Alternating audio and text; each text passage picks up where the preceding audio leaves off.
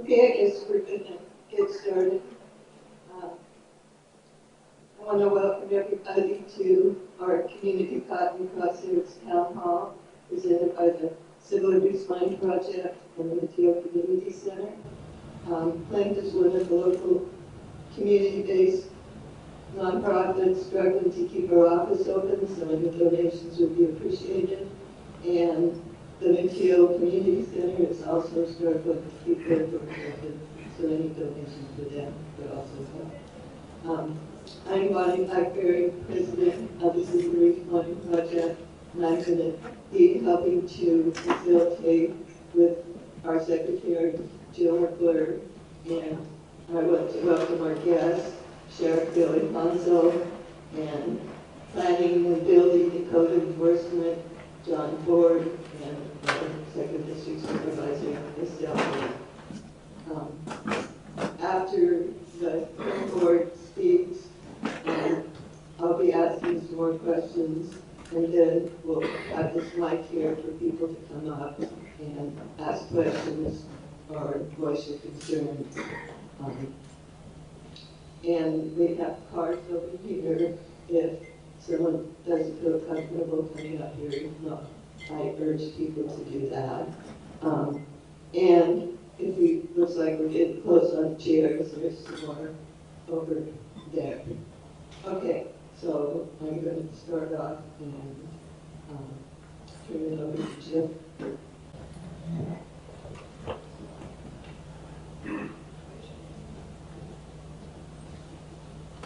Hello, welcome, and thank you for attending the town hall meeting. My name is Jill McClure. I'm a board member.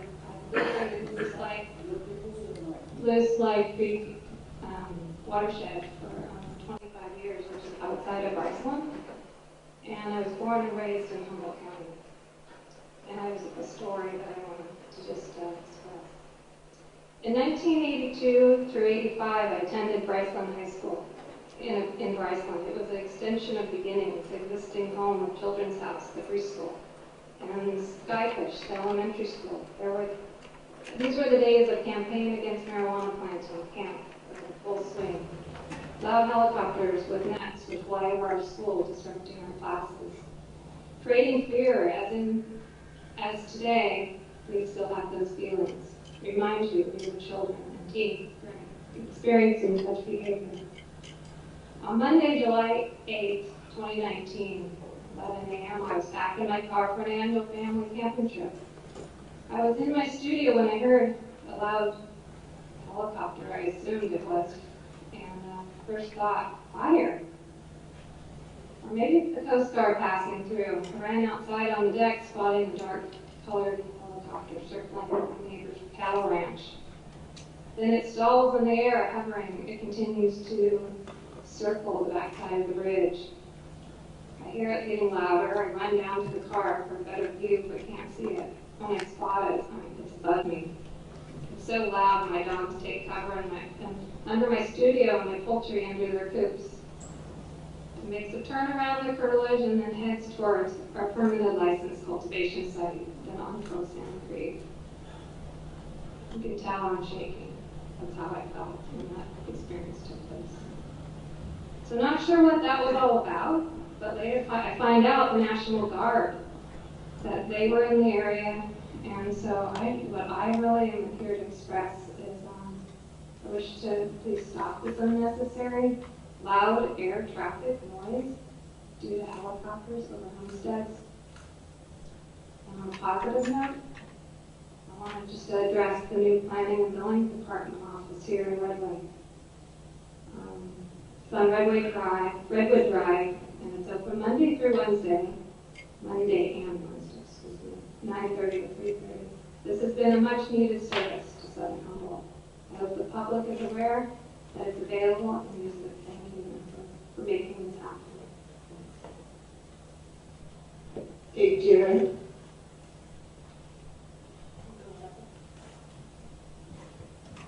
Okay.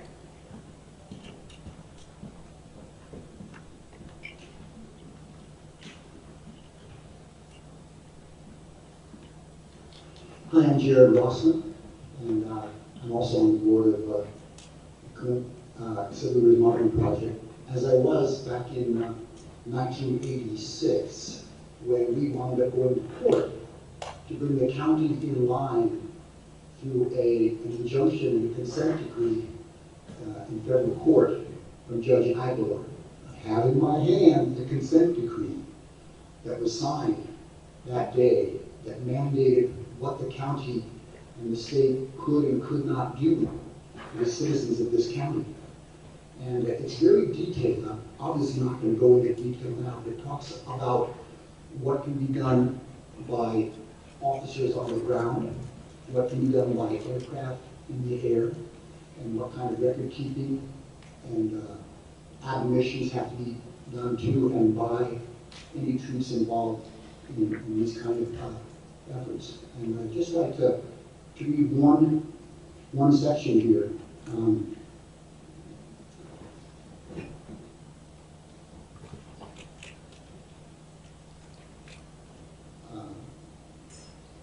All residents of the state of California who have been subjected in the following activity by defendants in connection with, at that time, the CAMP program, with the campaign against marijuana planting, random and general high-altitude surveillance by airplanes and satellites, random and general low-level surveillance by airplanes and helicopters, dangerous helicopter activities, including harassment and detentions, on-the-ground eradication activities, including warrantless entries, searches of homes and curtilages, warrantless seizures, roadblocks, detentions, interrogations, excessive show of force, and searches by general search warrants. This was 32 years ago, folks. We thought we had put this in the back, in the rearview mirror, and now we're having to do it again. It would be really wonderful if today the sheriff, the supervisor, the code enforcement director could pledge that these kind of things are going to stop henceforward. We don't have to want to go to court again and force us, the community, and the county, which sorely needs the funds to spend millions of dollars trying to defend themselves against clearly indefensible pursuits. This has explicit directions for what can happen on the ground. What can happen with helicopters in the air? Notwithstanding other things, except over open fields, helicopters shall maintain an altitude of at least 500 feet. Okay? All helicopters have to have identifying, helicopters and fixed-wing aircraft have to have identifiable, clearly identifiable markings and numbers, none of which can be covered, defaced, or otherwise obscured. Any troops on the ground have to be given, before each raid begins, all helicopter pilots have to be orally briefed about the pertinent provisions of this decree, the approved flight plan that they must take to best comply with the decree, the altitudes to be maintained along these flight paths, the location of all known structures and population centers along the flight paths using maps and photographs that are available. It's very detailed. It's very detailed. I'm happy to show any process anybody else sitting here and after me too. I'd just like to ask the sheriff one question, and correct me if I'm wrong. I understand that from satellites you have really good pictures of all the greenhouses and pretty much every plant that's out there. Is that right? Not necessarily every plant, but we do have some pretty good images. Anyone go on Google Earth and see pretty much all. Yeah, I could see everyone online, right. Every plant, and we don't have as good, I'm sure, resolution as they give you guys. Okay, I also understand that you can't get a search warrant based on just the satellite imagery, right? That's correct. You have to have a person looking. That's correct. Okay. But at the start of a week, when you're thinking you're going to go out and do 3 or 4 places, is there any problem with just sending a fixed-wing airplane at a couple thousand feet to fly just one flight over the prospective sites to verify, yes, what we saw from the satellite is still there, and we can get a warrant based on that if you need to, rather than sending in helicopters with armed, fatigued troops flying around and around and around over schools, over health centers, over individual houses, disrupting people's lives, scaring their animals. Is there any reason you can't do it that way? Well, I just want to correct one thing, and there are not armed troops up there flying. So these helicopters are National Guard, and we'd have one fly. The only persons that were armed in that helicopter were my deputy sheriffs. And so the helicopter is the easiest way to do aerial surveillance. Everything you talked about, Jared, in that consent decree, I agree with. I absolutely agree with. We can't do random aerial searches. That's not what we're doing. It's not what we're doing at all. We're not going to do warrantless searches. We're not going to have troops on the ground storming places without warrants. That's not what we do. What we're going to do is do business as usual here in Humboldt County when it comes to marijuana eradication. And that has to do with the sheriff's office being the lead. The sheriff's office and the deputy sheriffs authoring the search warrants. And there are times when we do call in other resources from Mendocino County, from Trinity County, from Fish and Wildlife, from CAL FIRE. And we utilize those resources, including the National Guard. And we've used the National Guard over the last 10 to 20 years. Now, going back to the 80s, and the camp days being led by the federal government, state resources, I can't take back all the mistakes that people made back then, and all the PTSD, that occurred. Because I feel, when you talk about today, I feel the stress and the pressure and all that coming back when you hear a helicopter. I can definitely feel that from you and from people in this room and from the calls that I've received. That's not what we're going back to. That's not what this is about at all. And so I just want to reaffirm with you, Jared, that everything in there, and you give me a copy of that to see if there's anything outside of what you just said that we're doing. I don't believe there is. This is not business as usual. Okay. Helicopters going around and around. And it seems like I only get the media reports. It seems like you folks don't hit more than a couple places a week. So what's wrong with on Monday you send a fixed-wing airplane? You got 4 places to go to this week, folks. Right. You fly here, zip, look at that place. You fly here, zip, look at that place from a decent altitude. You fly here, look at that place, and then go home. Why the helicopters circling around and around and around at low altitudes? Okay, it's a good question. Let me tell you why it's important as far as using federal resources that we're doing. One is it pinpoints. It pinpoints exactly where the egregious grows that we're looking at with GPS pinpoint accuracy. So we're going to a place and we're going to know exactly where that place is. Now, a fixed wing, we can get in the general area. We can look down, and you can't, if anyone's been in a fixed wing aircraft, unless you have bubbles on the side of it, like sometimes CAL FIRE does, or Fish and Wildlife, you can't see what's below. And so you can go to a position where you think is the right GPS area, but unless you have some specific instruments that the National Guard has, we're not going to pinpoint those locations. And as we are going and looking at these, we can verify the fact that is the cannabis cultivation site that is unpermitted. That's a cannabis cultivation site that we want to visit next week. And we can put into a search warrant that we log the GPS location. And so there's no errors. Because in the past, when we've used fixed aircraft, it's been difficult to try and match up the photography with the Google Earth, with GPS, because we're snapping an image or a GPS location as we're flying by, and we may be a couple miles to the east-west of the location. We're looking down, because that's where you can see from a fixed-wing aircraft. You can look down, and you can say, okay, I think that's on the side of the hill. I'm going to log this GPS location and figure out where that grove site is. And so I just wanted to say about your jurisdiction. At least several people have called the sheriff's office during the last weeks and asked about the helicopter, and the National Guard helicopter, and they were told, oh, that's not our jurisdiction. But anytime you invite the state or the federal troops in with their helicopters, if it's your jurisdiction, then you should make sure that you accept that and cop to it, okay?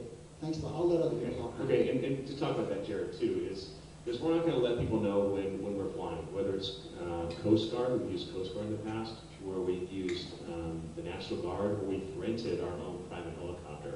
We're not going to tell people when we're going to fly, because again, for the people that are out of compliance with the state law, they may try and cover up some of the things that they're doing.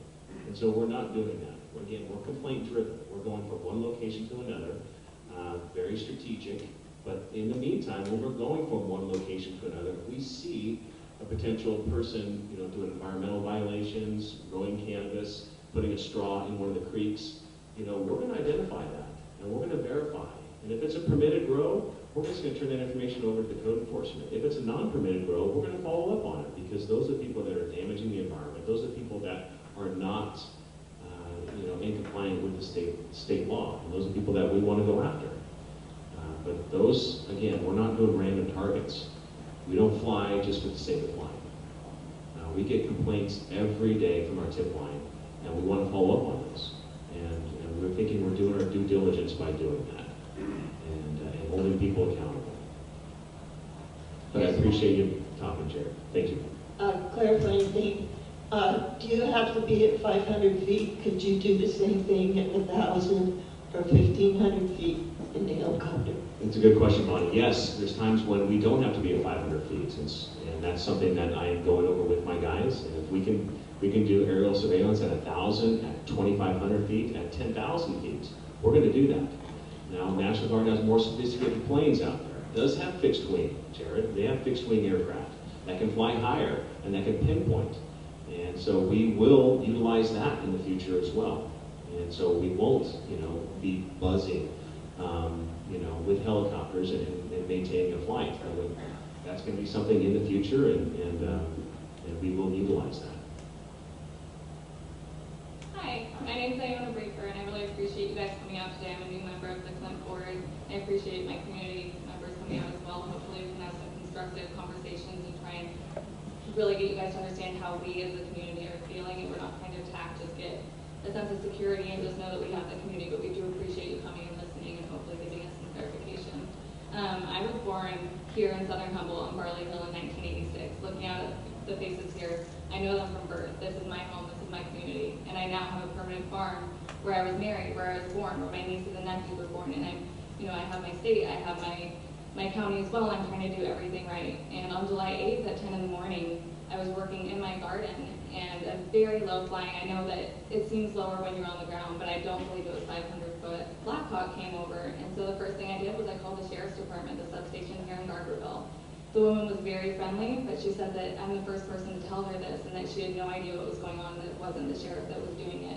My next call was to the county, to the planning department, and they put me through to code enforcement, who said it's out of their jurisdiction. I told them I have my permits in my hands, I'm holding them up to them so it looks like they're going to land on our field there, and they said, we don't really recommend doing that because it's not our jurisdiction. So I called the state, who I'm also licensed with, and it put me through to a phone number that says we don't have a voicemail set up.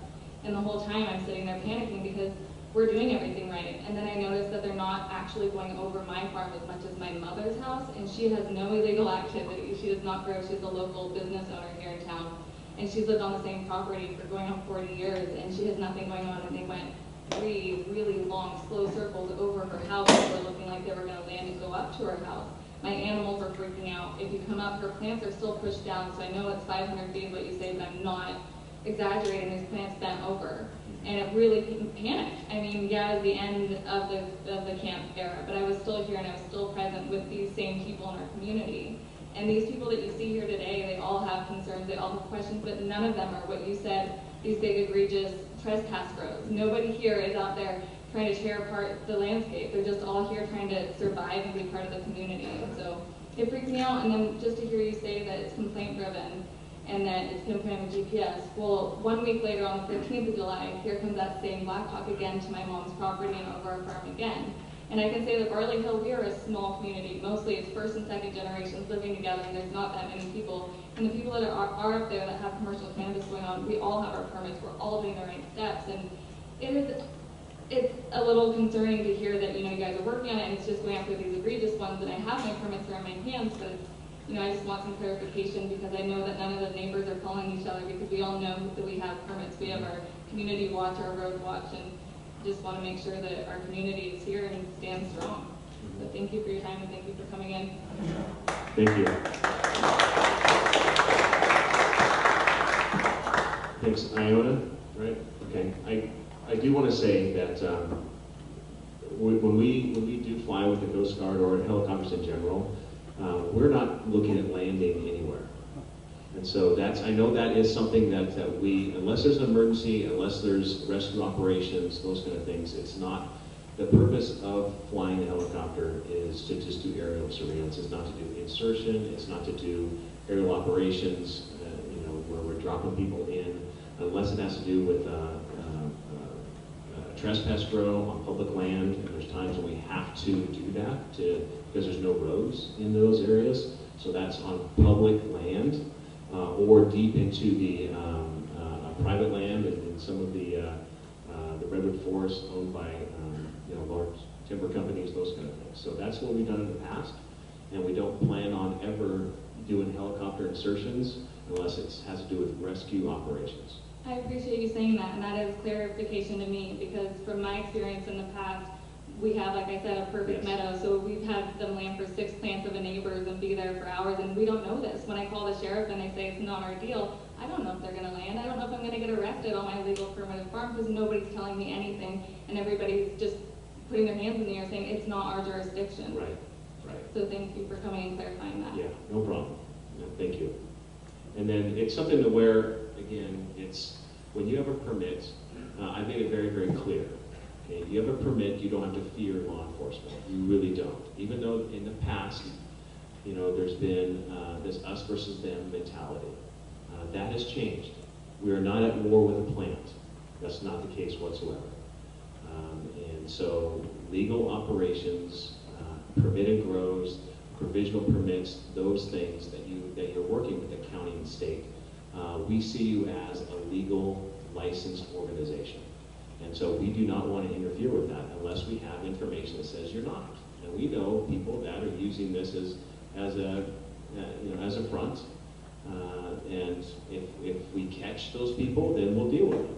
But most of them are just trying to be lawful businesses and to deserve the protections of the law. And I want everyone to understand that. That's the point of view that I have, and it goes all the way down to the deputy sheriff level. And if anyone treats you otherwise, then I need to hear about it, because that is the mandate. And there are some people that still have a hard time with the plant because of generations of feelings. It doesn't matter. Prop 64 is passed. Proposition 215 is still there. Those are the provisions that give you the license to grow, as long as you're going through the county and the state process. And so I just wanted to make sure that you all realize that again, reaffirm that from the sheriff's office perspective. And any resources that come from outside the county is coming under my authority. And so anything other than that, they will not act out of what I just told you. And that is my authority here. Fish and Wildlife, that's their own deal. I'm talking about federal resources coming in. Can I get you to clarify one other point? You had mentioned that you guys have pinpoint GPS and that it is all complaint driven and that there's no errors and you're going after egregious farms. And I just would like clarity on why my 67-year-old mother, who has no illegal activity, would get flown twice in a week very low and multiple times. Yeah, I'm not sure about that.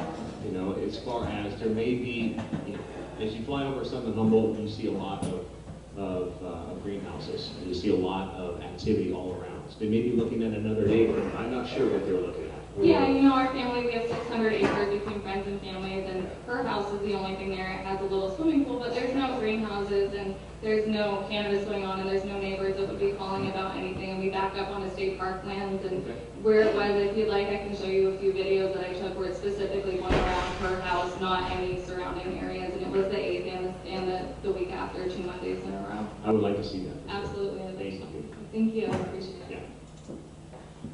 Okay, I'm going to talk a little bit more.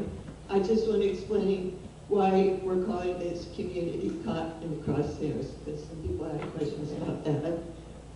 It's a feeling that many citizens feel whether or not they're growing marijuana. We've been having state and regional water boards and Fish and Wildlife intensely focused here. We're having county code enforcement abatements, and there has also been the sheriff and multi-agency law enforcement raids, and now we're getting the National Guard and mobile and helicopters and troops.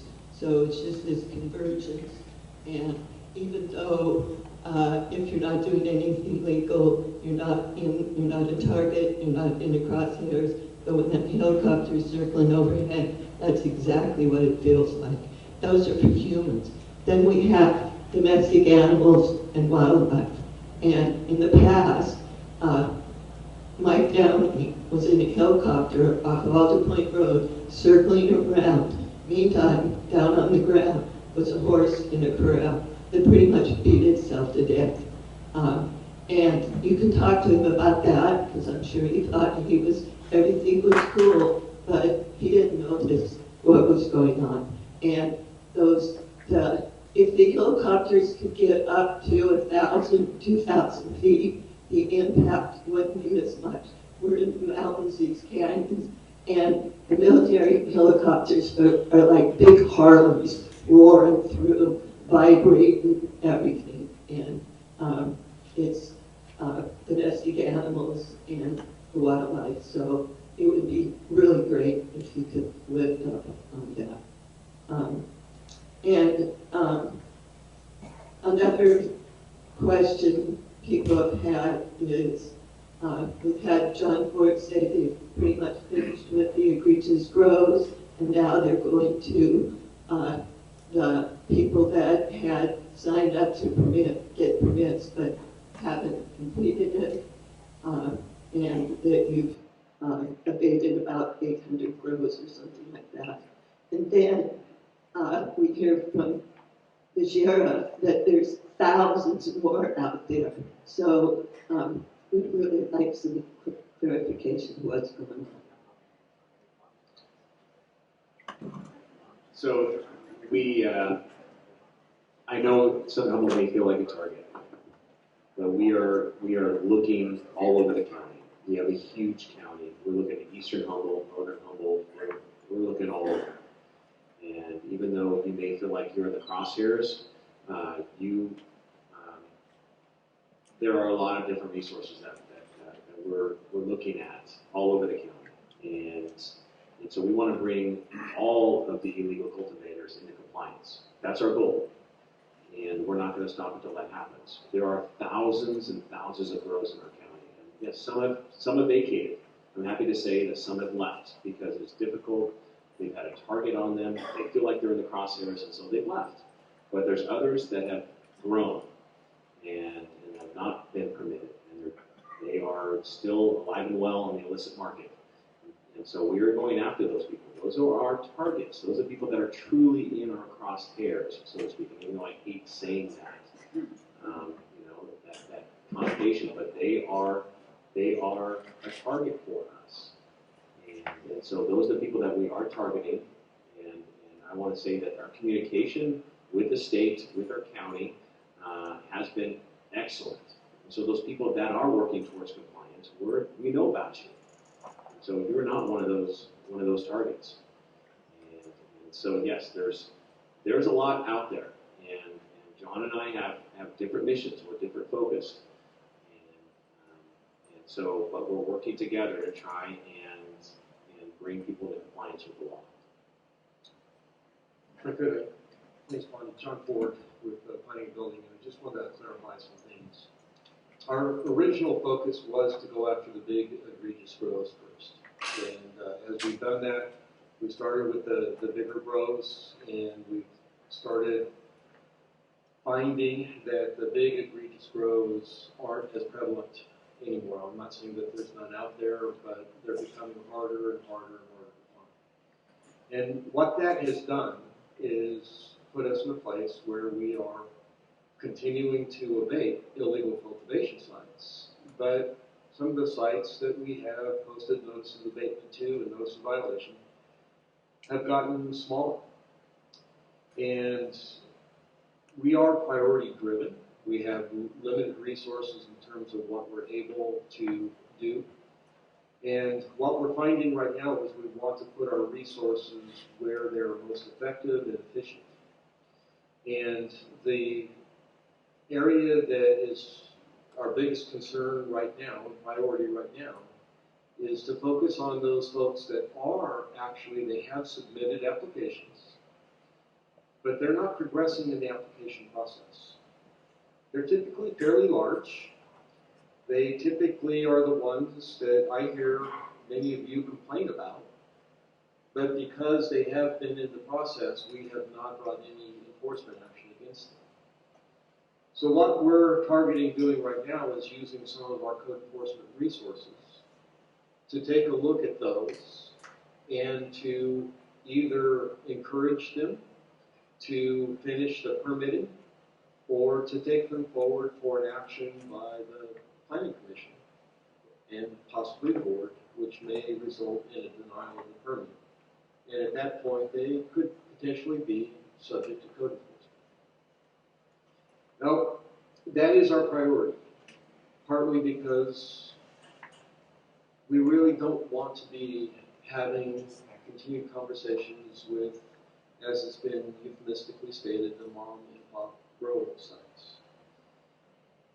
But at some point, one of the things that we do have an obligation to do is to, and we're working on the report to the Board of Supervisors right now, is to address all of the illicit cultivation sites, regardless of the size, that are within the priority watersheds, those that are already significantly impacted, and also those that are what are called refuge watersheds because they still support fisheries. While we're not doing a lot of additional work in those areas, we are still sending out notices to abate. We still are sending out notices of violation, not in the quantity that we have been. So when I say that there's no more big egregious grows, that's not exactly what I meant. And it doesn't mean that we're not continuing to do enforcement. It's just that we're doing very targeted enforcement to focus on those that have the worst environmental impacts at this particular point. And so if you're a smaller cultivator and you're not in the permit system right now, what I want to encourage you to do is to either get into the permit system or to stop cultivating.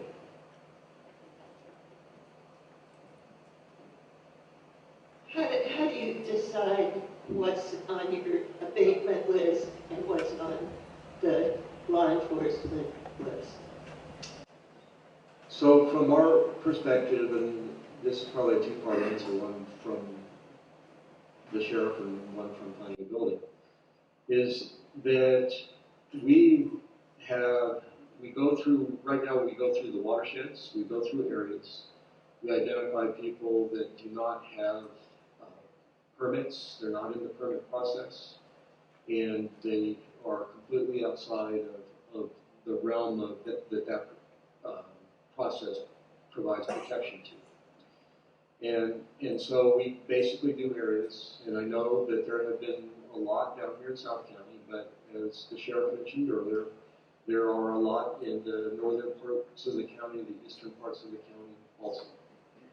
We move around erratically, deliberately, so that there's not a pattern to it, and we try to give some relief sometimes because we know that there does come a point where there is enforcement fatigue, and it fatigues the community, and frankly it fatigues the staff too. So we try to balance what we do in that respect.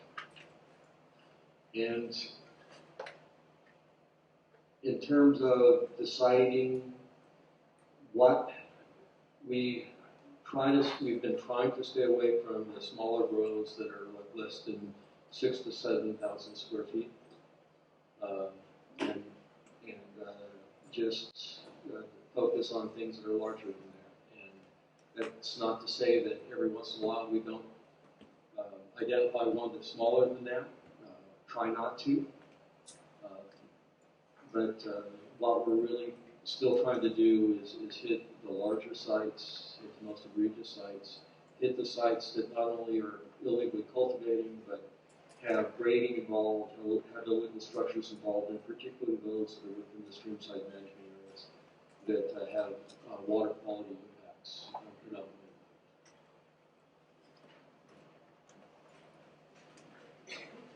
As far as targeting goes, I think I've already mentioned that we are complaint driven, but they're also, as we are flying or we're driving by something, if we see something else that looks egregious or looks like unpermitted, we will take note of that and we'll follow up on that. And so it's something that just because we're going after a specific person or a location, we're not going to ignore the other people that may be close by that are also unpermitted, that also have illegal grow sites.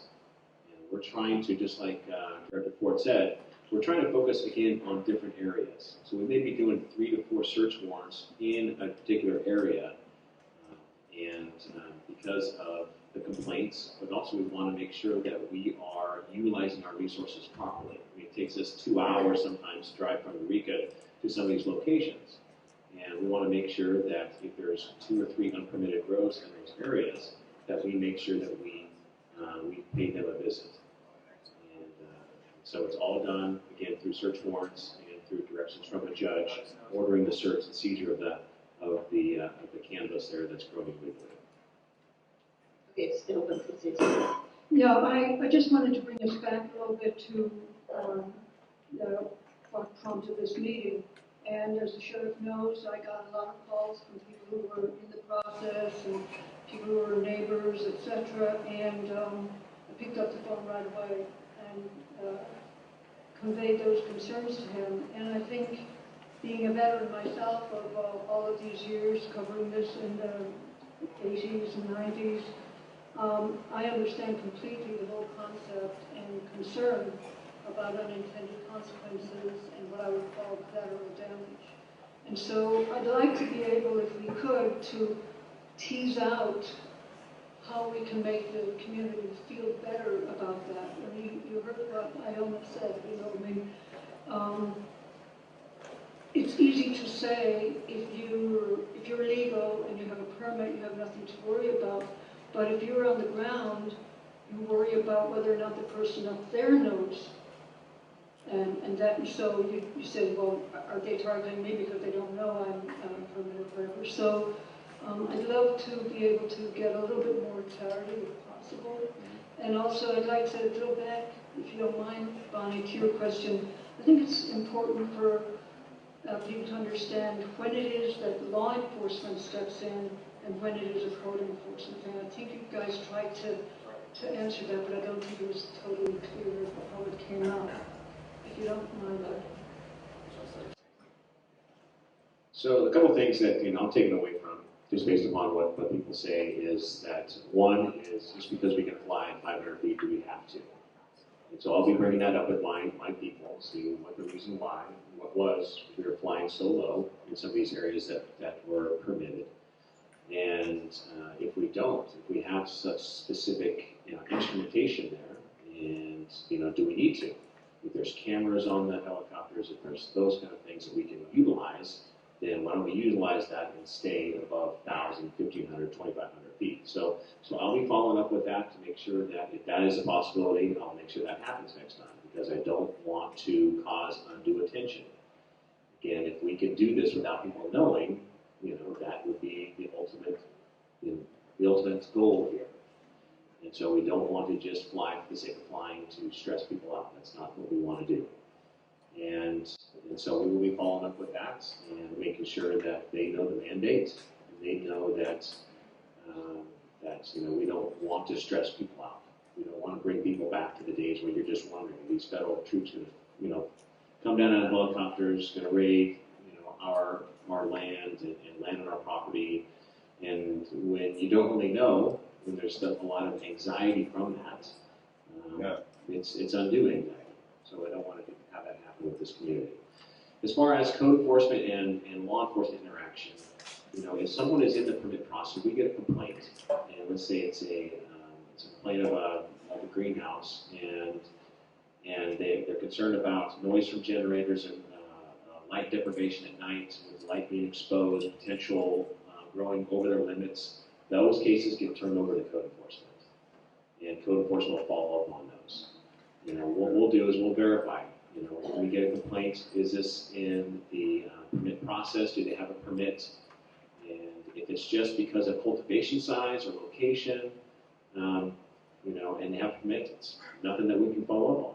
And so we will then turn that over to John Ford and his crew, and then they can follow up on it.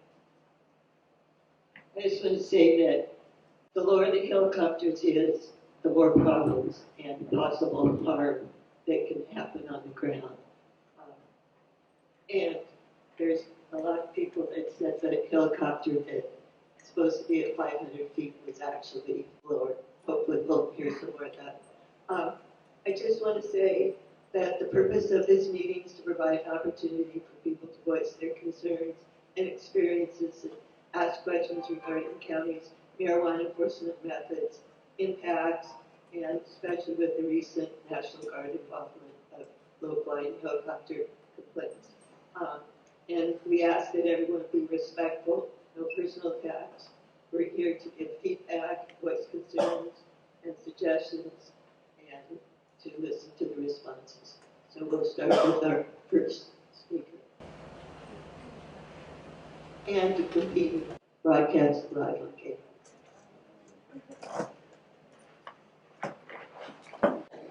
Okay.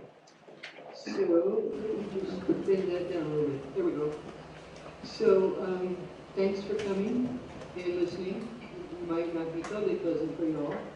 I'd like to talk about two things that have reminded us, and reminded me certainly, of the bad old days with the campaign against marijuana planting.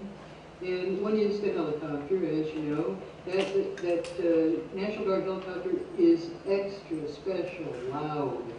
It's so loud that you hear it, you run out on the porch, what the hell is that? Okay? And furthermore, it was extra special low. I live at 1,500 feet, and that helicopter was going around and around and on and on. I only caught sight of it once. So it was considered, and we're at about 500 feet above sea level there, the ground over by the river. So it was flying pretty low most of that time.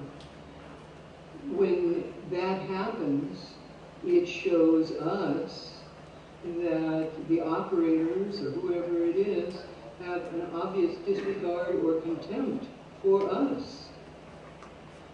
Our population, we know that you would not be flying your helicopter like that over the outskirts of Fortuna or Eureka. The second thing I want to say is about the destructiveness that came with the campaign against marijuana planting. There was a picture on the front page of the July 2nd Independent showing a greenhouse that had its plastic slashed by the marijuana raiders who went out there to take care of things.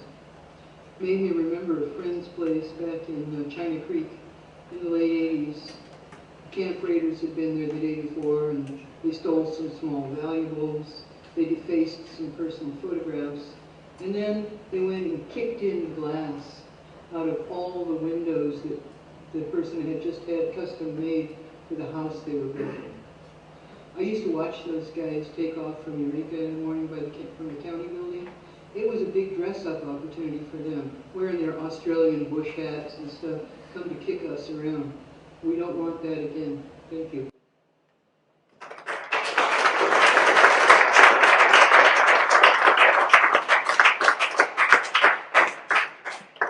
Thank you. I don't want that again either. Thank you.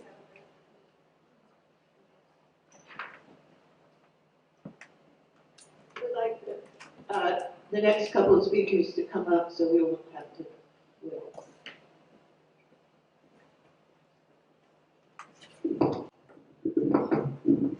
Hello, everybody. Thanks for coming. My name is Justin. I think I've spoken with everybody at least once, emailed, phone, called, etc.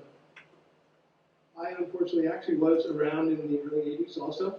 I think I got a call from my landlord and said there's a bunch of trucks coming out on the road to your neighborhood. So chief suggested that I tell everybody to scramble out of there. Anybody I could call or knew. And so I drove to another property where it was a high knoll, ridgetop. And unfortunately, that was exactly where they were going. It was kind of crazy. All day long, 7:30 in the morning until 7 at night, 12 hours. I think it was probably the largest haul in 1983 by the camp. And from my vantage point, they lowered the helicopter down. They were sitting on the deck of the open door Huey with an M16, sitting there, you know, scanning the hillside. And I was like, I was trapped for 12 hours on this neighbor's property. And they went after a group that known as the Washingtonians back then. They got 11,000 pounds off of that property. So I was still, I had nightmares from that, literally. And the other day, from my property here, I saw that black helicopter fly in. I'm at 1,500-foot elevation. I saw the helicopter fly right through the center of my property, up the SMA, Stream Management Area. Below my vantage point, my property is from about maybe 1,100 to 1,700 feet. So they flew right through the center of the lower part of my property, below my eye level. They came over the ridge, probably from Piercy, dropped into the valley, headed straight up the canyon, and went to wherever else they followed, Ionis or something. So that was kind of traumatic. Again, I thought they're doing this again. This is crazy. So, but the main reason I came today was to see if there's some way to speed up the permit process for those that aren't complete. Because every step of the way, there's another bill, another study, another culvert, another environmental consultant that has to be paid. And I have a unique property where it's the center of an area where there's multiple roads going through my property that are easements to other neighbors. So there's a lot of culverts. And I literally can't fix all those culverts. I don't have the money. So, I mean, I'm not a big grower. I've had more properties than I've ever had plants. So, not just here, Bay Area, Eureka, Arcata. I was a landlord and construction guy, back in the 70s. I'm fortunate to be, still alive right now. But right now, I can't make any money off this property. I can't rent it because everybody wants to grow.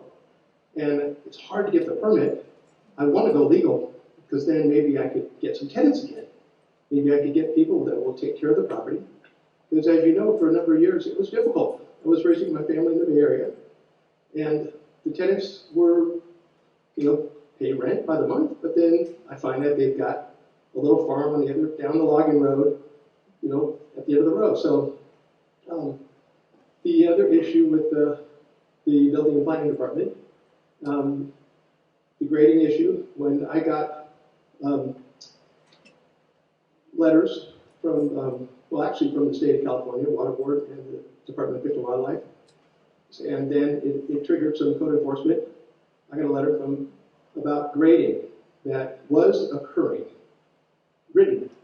Grading is occurring on your property. So what? What grading is occurring? Well, they sent me another letter that said grading has occurred on your property. Okay, that's a good correction. Thank you. Then I got the third letter, and they said, well, now you have to correct the grading violation. Well, what grading violation? Within the streamside management area. First of all, the streamside management area goes up the center of my property, where that helicopter flew the other day. There is no grading, maybe some logging roads, maybe some log decks, from a long time ago. So, but I think it was Patrick at the planning building came out to inspect the property, and instead of going to the SMA, where the violation had supposedly occurred or was occurring, he came to another portion of the property where one of my tenants had dug a pond. And I'm looking for that large graded flat where you're going to put all these greenhouse tunnels. I'm like, what graded flat? And so we went to the pond, which was an area well above, out of the streamside management area, well above any spring. And so what do I do? You have to correct this. You have to go get an application for a permit to permit that pond. Fish and Wildlife said it was on the stream. It's like, there's no stream. So it got very complicated. I've been in this process for a while. It's very difficult, too many culverts. The Department of Fish and Wildlife is not that easy to deal with. They seem to want to trump the Water Rights Division. I have a non-jurisdictional spring that is out of the jurisdiction of the Department of Fish and Wildlife. Yet Department of Fish and Wildlife says, no, we have full control over your water. I got a letter from the head of the Water Rights Division, state of California, saying that I have a non-jurisdictional spring and they can trump Department of Fish and Wildlife. Fish and Wildlife, we don't care. You're still going to have to either remove that pond on the stream, which it isn't on the stream. So and that triggered another consultant that I had to hire. I had to hire a geologist. I've had to, just countless thousands and thousands of dollars. I'm on credit cards right now. I don't have the money to keep paying for this. It's been over 3 years. It seems like there's got to be some way you can make this process easier so that people can permit their property, so that the Department of Fish and Wildlife and the Water Board will listen and be reasonable. And I don't know, what do you have to say to all that? It's difficult, very difficult process.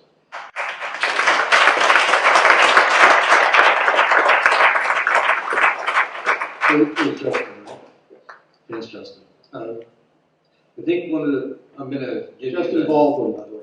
Thank you. I'm going to give you a kind of a general answer and then a specific answer applicable to you. Is that one of the process is difficult. I'm not going to try to say that it's not, especially for many people who have never had to deal with a governmental process before. It is completely foreign. So I get that. I've dealt with lots of governmental, this is the difficult. I've permitted lots of buildings, won lots of lawsuits against cities. For example, last month I won a lawsuit against the city of Oakland. They destroyed a historical stone staircase, 100-year-old stone case, for a developer, so that they could put in ADA, handrails, steps, and they wanted to cover. The judge ordered them to stop. And the city of Oakland ended up having to pay over $300,000 to our attorneys. I mean, that's a waste of public resources. But yeah, I've had lots of experience with agencies, et cetera, et cetera. So then the thing that I would say is that we try to be very clear in our communications and give direction in terms of missing information. The thing that the most effective thing I can encourage people to do is become their planner's best friend. And one more comment on that. I know you opened up the satellite office here in Redway. I went in there the day they opened. I went in there the next day. Monday, Wednesday. I went for 2 weeks. Monday, Wednesday, Monday, Wednesday.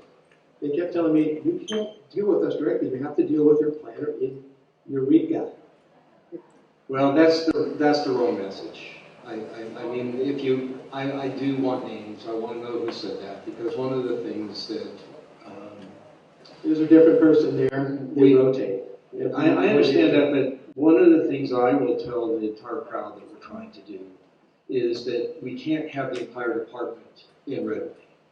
So when our staff goes down to Redway, they're just going to have to deal with difficult and unfortunate circumstances and work through it with the person that's sitting across the desk from them. I have a comment on that also. In terms of, they used to have the on-track portal, where it's supposedly on-track is dead. Okay, then it went to Excella? Correct. I couldn't log in for 6 months. There was no data on the Excella program. I'm pretty sophisticated with the computer. I had a laptop in 1982. I was doing machine language programming. So I'm pretty techie.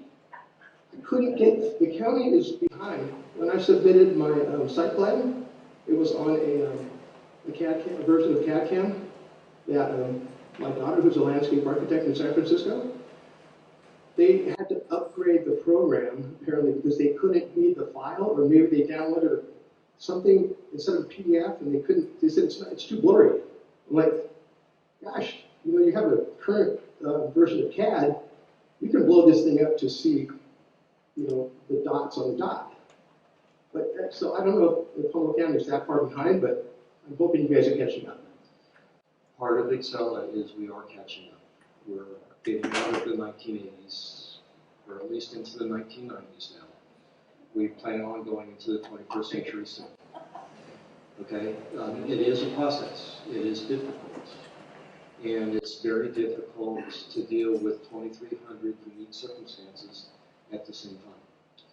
And so I appreciate the patience in trying to do that. That's where the planners have all been assigned to work with an individual file. What I would ask you to do, if you can, I am going to be in Redway tomorrow. I will be at the Redway office. If you will email me your... I have emailed you. I think I emailed Estelle just last week, and she forwarded the email to you. I'm still waiting on response. I will have, okay, I will find it. I will have your file in Redway with me tomorrow, and we can work through everything. I'll be there. Okay? Thank you. Thank you very much.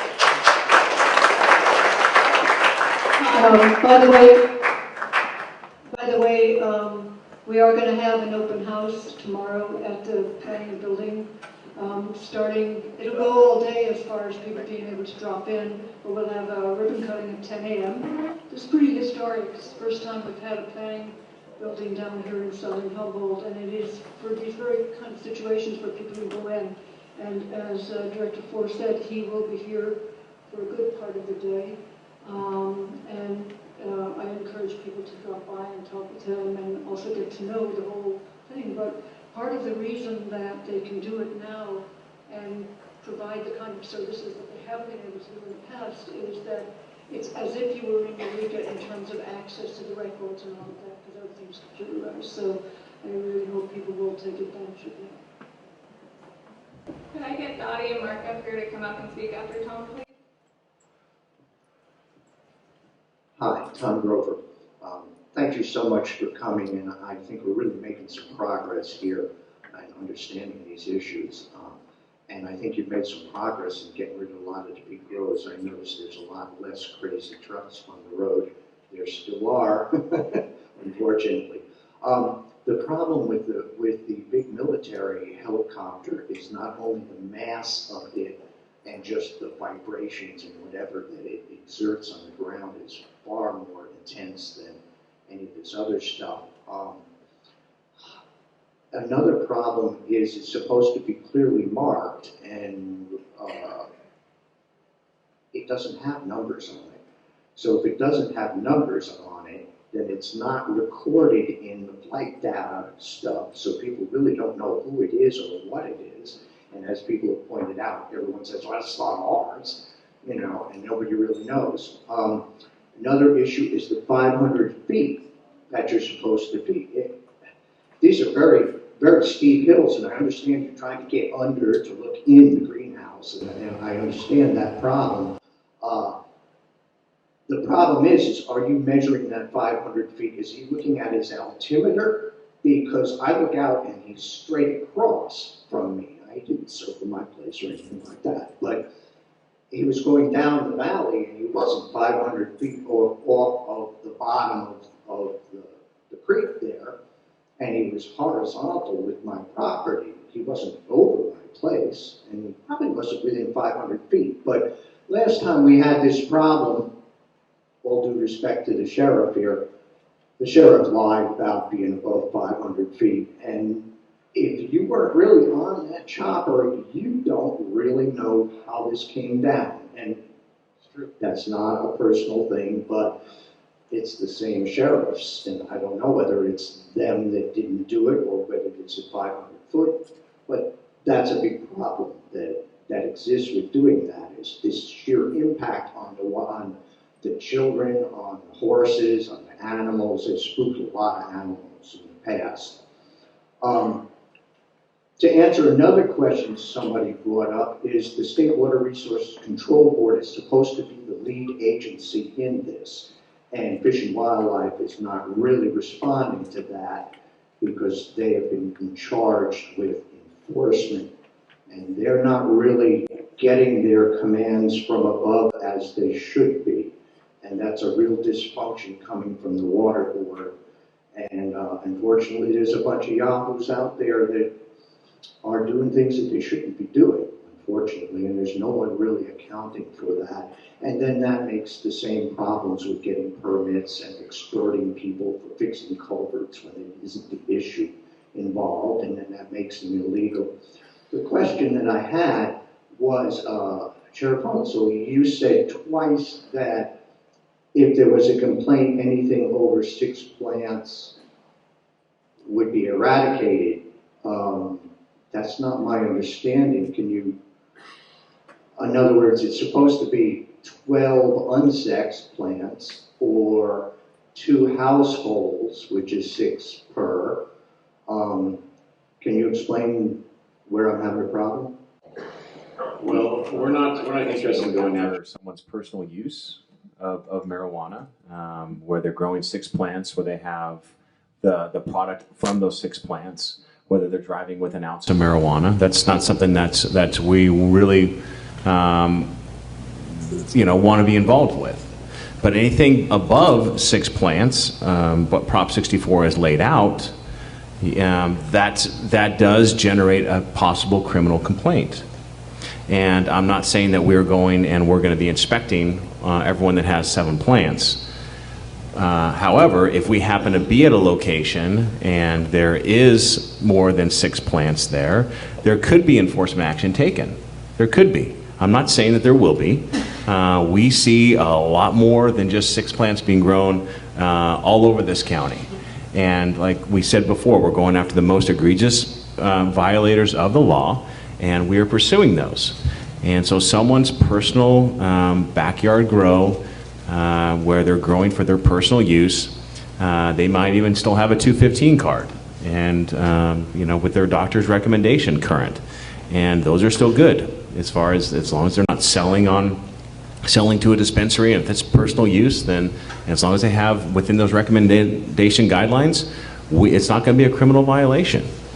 And so it's one of those things that I can't say, we're not going to act, because there may be circumstances where we would act if someone had over 6 plants.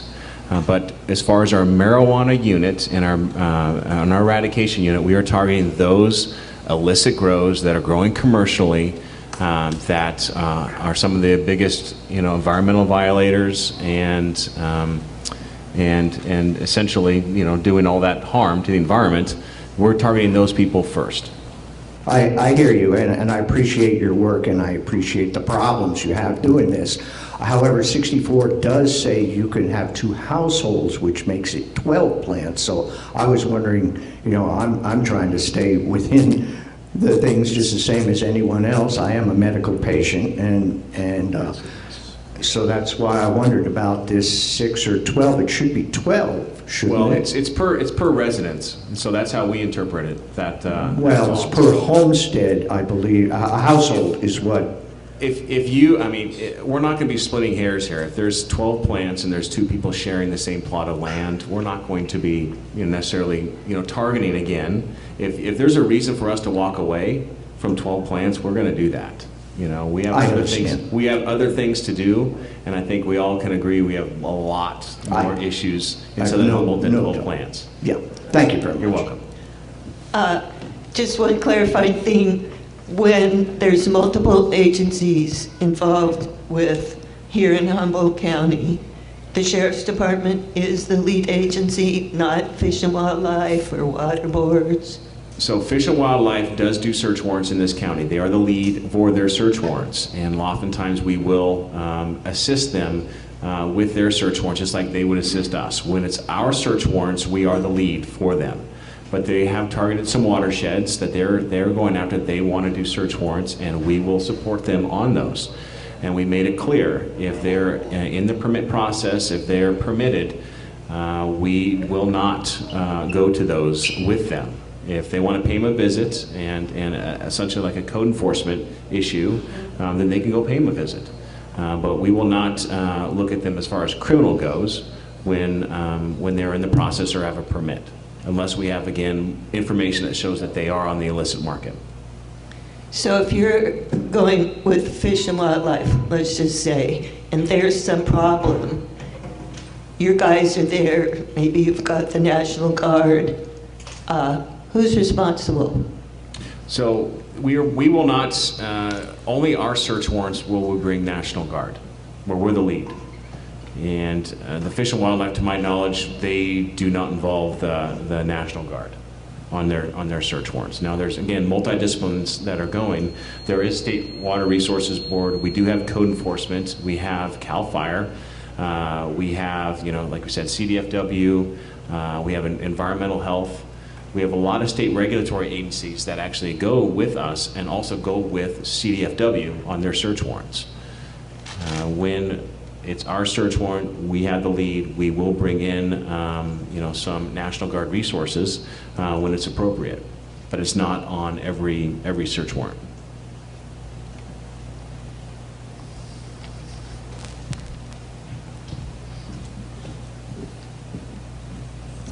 Hi, Dottie. Thank you.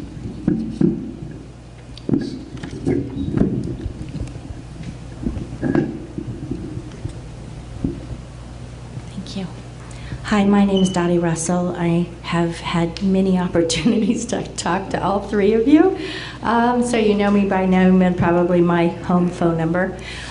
So I just gave you a card because I'm going to bring up a lot of points, and obviously it would take hours for you to go over the points that I'm going to bring up. So you can just mark them down and give them to whoever you want to have call me, and maybe we can address this.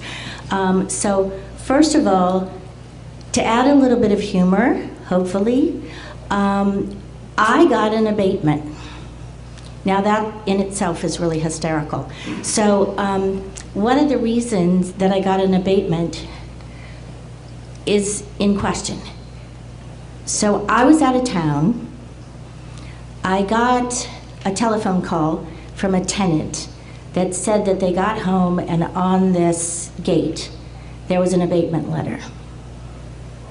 So first of all, the people that had been the ex-tenants had tried to get a permit, had been told they'd get a permit, had been doing everything possible. Ed Denson was their lawyer. They paid lots of money, and they finally got so sick of the process. They say, pass, we're leaving, we don't want anything to do with this property. Okay, so thank you very much. Property value went down, along with everybody else's property value in Southern Humboldt. But now on top of that, so that person's long gone, okay?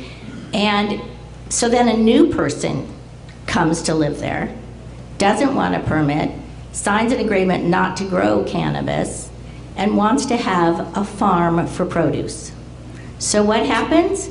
He's moving in, he gets this abatement letter that everything has to be moved off the property.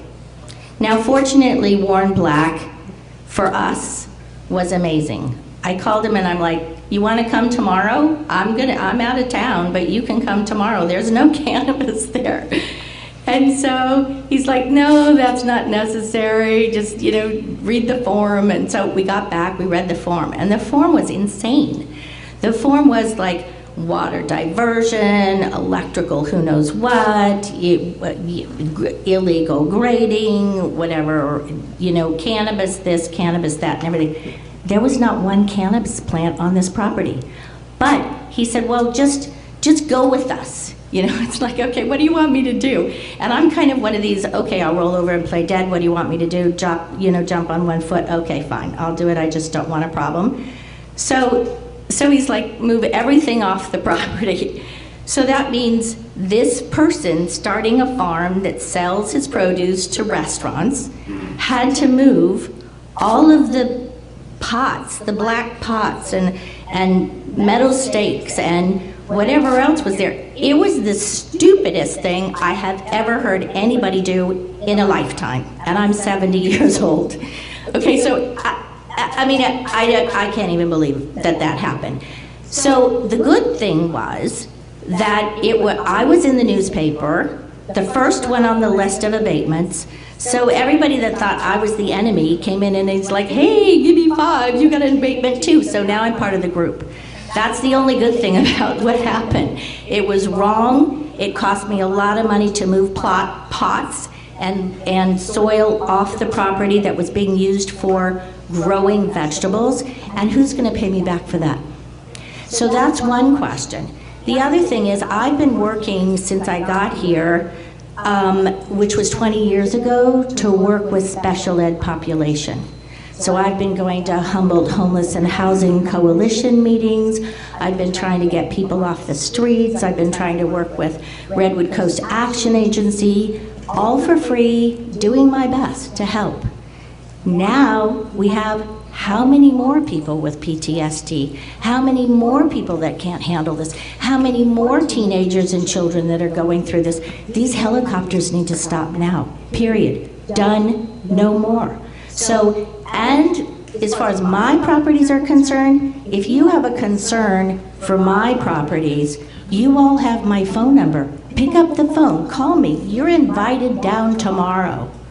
I don't have anything to hide. Most of these people don't. I don't want a helicopter over a 3-year-old who, you know, that maybe has, you know, some diagnosis that we don't want to go into because it's a HIPAA law that you don't even go into it. I don't want anybody to go through that. I don't want you to have to get calls. This whole thing is crazy. And years ago, I think in the 70s, there was a book called Winning Through Intimidation. That needs to stop, because winning through intimidation is what's going on right now, and it needs to stop, and it's wrong. And you're creating lifetimes, generations of lifetimes of drama and trauma to this community, and it needs to stop.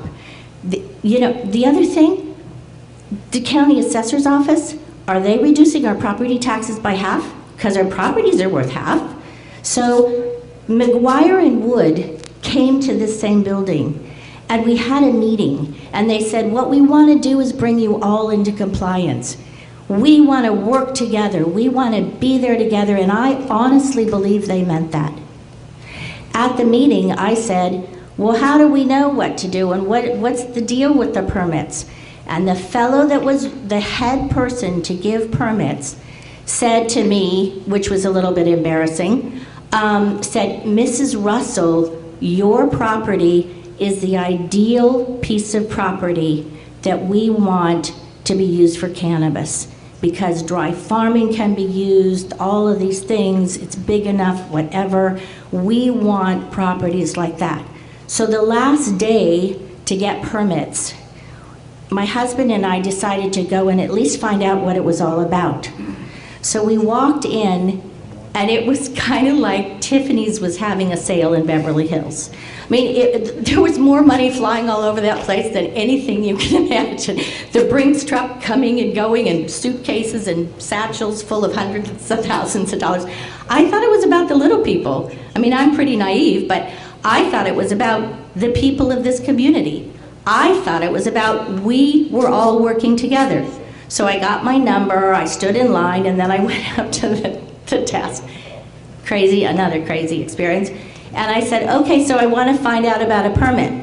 And they looked at me and they said, do you have your permit application completed? And I said, no, what does it take and what do I have to do to get started? And they said, sorry, you're too late, you can't get one. After the meeting where Wood and McGuire were that said your property is the perfect piece of property, I went. So then I said, okay, so then what do I do? So it was like this random thing, okay, come back some other day, we'll be in touch, whatever. So the next thing that I got was, okay, well, we've decided not to do any more permits now, and now we put it on hold. So I don't know what to tell you, but Southern Humboldt has crashed and burned. And now you're taking the crap. I mean, we were in the Northridge earthquake, and that was really bad, and this is about the same. So what's happening to people, they're leaving, they're losing things, they can't eat, they're losing their properties. We have a little market, and our market has gone down, along with the other businesses in Southern Humboldt, by about 60%. So we're all in crisis. We need to come together in graciousness and goodness, and we need to make this right, because this is a really damaged community now, and there are people that have really good, sincere hearts, and a lot of people that were growing cannabis to give it away for free for people that had children with seizures. And we're picking on those people, and that really stinks, and we gotta make this right.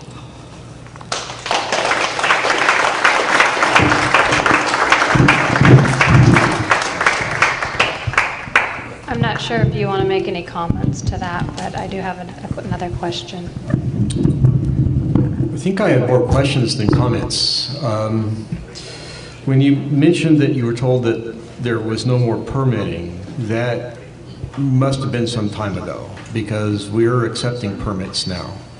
There was a settlement agreement associated with the original ordinance that gave a sunset date to accepting new applications. And so there was a period of time where we couldn't accept new applications. We did go through and write a new ordinance and prepared an environmental impact report so that now applications can be received, and we are in the process of taking in new applications. I understand the frustration with having to remove things that didn't have anything to do with cannabis. I am a little surprised by that. Normally, while we do hear lots and lots of explanations in terms of why people shouldn't have to take infrastructure off their property, if they can clearly demonstrate to us, and there are a couple of instances where people have demonstrated that they absolutely are growing fruits and vegetables, and one person even went so far, I think, as to provide 2 years worth of receipts for a local farmer's market. We were like, that's fine, that's not a cannabis impact, there is no violation there. So it's interesting for me to hear some of the public comments, because that's internally not how we think. And if that's how we're coming across, that's very concerning to me, because we work hard to try to work with people, although we also work hard to be fair, because everybody has a unique story. Just one thing about the permits, and thank you for telling us all that permits can be gotten now, whatever. I don't think the intent of the voters or McGuire and Wood, and probably Miss Estelle, and maybe all of you, wasn't so that to pull a permit you needed $100,000. I thought it was so that little people doing little things could have a little garden and maybe make some money on it, or maybe have a smaller garden. So I have a piece of property. They said at the meeting with McGuire and Wood it was the perfect piece of property. I encourage you to offer some permits to people that maybe need it for their own medical or for whatever reason. A small amount of this, divide it up. I don't care how you divide it up. You can deal with the permits, give it to them for free, whatever. Have it a model place where people that want a small something in their life have it, and you can use that property, and it can be what everybody's supposed to be doing, and you can use it for free. I'll pay the mortgage payment. If I could, thank you, Dottie. I appreciate the sentiment. I do want to say that I know people have spent entirely too much money in some cases to get permits. That's really difficult to watch. I've also watched people do the permitting entirely on their own and not pay for a consultant. They've just paid, you know, it's a few $1,000s, $10,000, I'll say, for the county permit, that they've been able to do it for that. And so there is a divergence there in some cases in terms of people's experience. One of the things that's really important for Humboldt County to understand right now is that the people who have successfully gone through the county process are now having success at the state level with the state annual licensing. The County of Humboldt is leading the state in terms of the number of permits that are being issued. That's not necessarily just simply because it's a volume issue. It's because the people who are coming out of Humboldt County are prepared to deal with the state. And so while it sounds great for us to give permits away, the thing that we would then be doing is putting people in a position where they would fail at the state. And so they would be no more legal. And so it's, what you're saying sounds great. I would love to give permits away. But people have to be in compliance and they have to be successful at the county and the state level in order for this thing to work. And that is difficult. Hi, my name's Mark Hilofsky. My husband and I own a property on Wilder Ridge. One day our tenants informed us of a gunfight that took place in the driveway of the next door neighbor back in January. It was at the edge of our property. The property is owned by Ivan Ilyev. He is the individual who owned the property where the 10,000-pound bust occurred last November. We filed a report with the sheriff and asked planning department not to issue a grow permit for this property. You guys had no idea about it.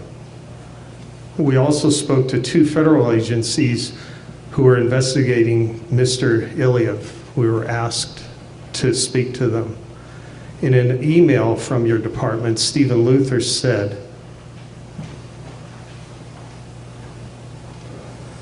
that the permit would probably not be issued because of an ongoing investigation by the sheriff. Then Mr. Luther tells us good news, as he puts it, that the property next door would not be permitted, but instead, under the RRR program, the 22,000 square feet of grow was being transferred to another property in Honeydew that my neighbor also owns. So my problem became somebody else's problem in Honeydew. There's a very wonderful lady with an animal rescue that has to deal with that right next door. So you went ahead and issued a permit to organize crime. That looks very suspicious to me.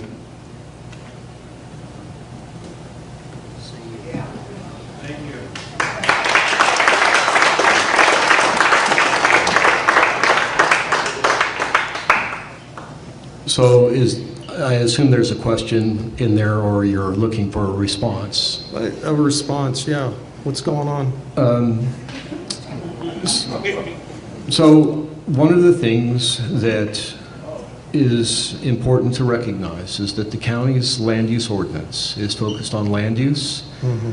And while we permit applicants, the primary permit is to the property. And so, whereas the state license is to an individual, mm-hmm. our permits tend not to be. Now, where that takes a little bit of a turn is where, in a situation where we've got an applicant who has an interim permit, who's already operating, and is demonstrating that they cannot operate in compliance with what the ordinance requires to be the protection of the public health, safety, and welfare. Right. So if there are grounds because of past action, because of ongoing behavior and things that could legitimately be used to deny a permit, we would deny a permit or recommend that the Planning Commission deny a permit based upon those grounds. Okay. The struggle is that we don't necessarily have conclusive proof. We don't have information documenting whether or not somebody has behaved badly, illegally, or not in the past. And frankly, those are not findings that can be used to deny a permit. Okay. Mattole Canyon Creek, that was his? I'm not... Mattole Canyon Creek, that was what really everyone was crying about, where they did these egregious environmental the grading and all that, Fish and Wildlife's looking into it, that was his. I don't know. Obviously, those are grounds by which a permit can be denied. And if a permit is granted and they behave outside the limits of the permit, outside the limits of what the ordinance allows, the permit can be revoked. Okay.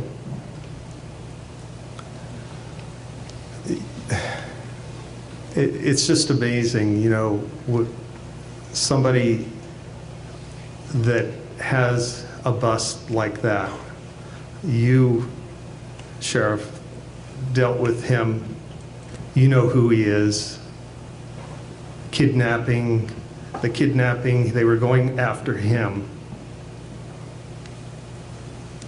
That was my next door neighbor. I'm tired of hearing all kinds of horrible stories from that place. You guys going to do anything about it, or you're going to keep permitting him? I'm aware of what's going on, and I can't comment on ongoing investigations. That's what I thought. Okay, thank you.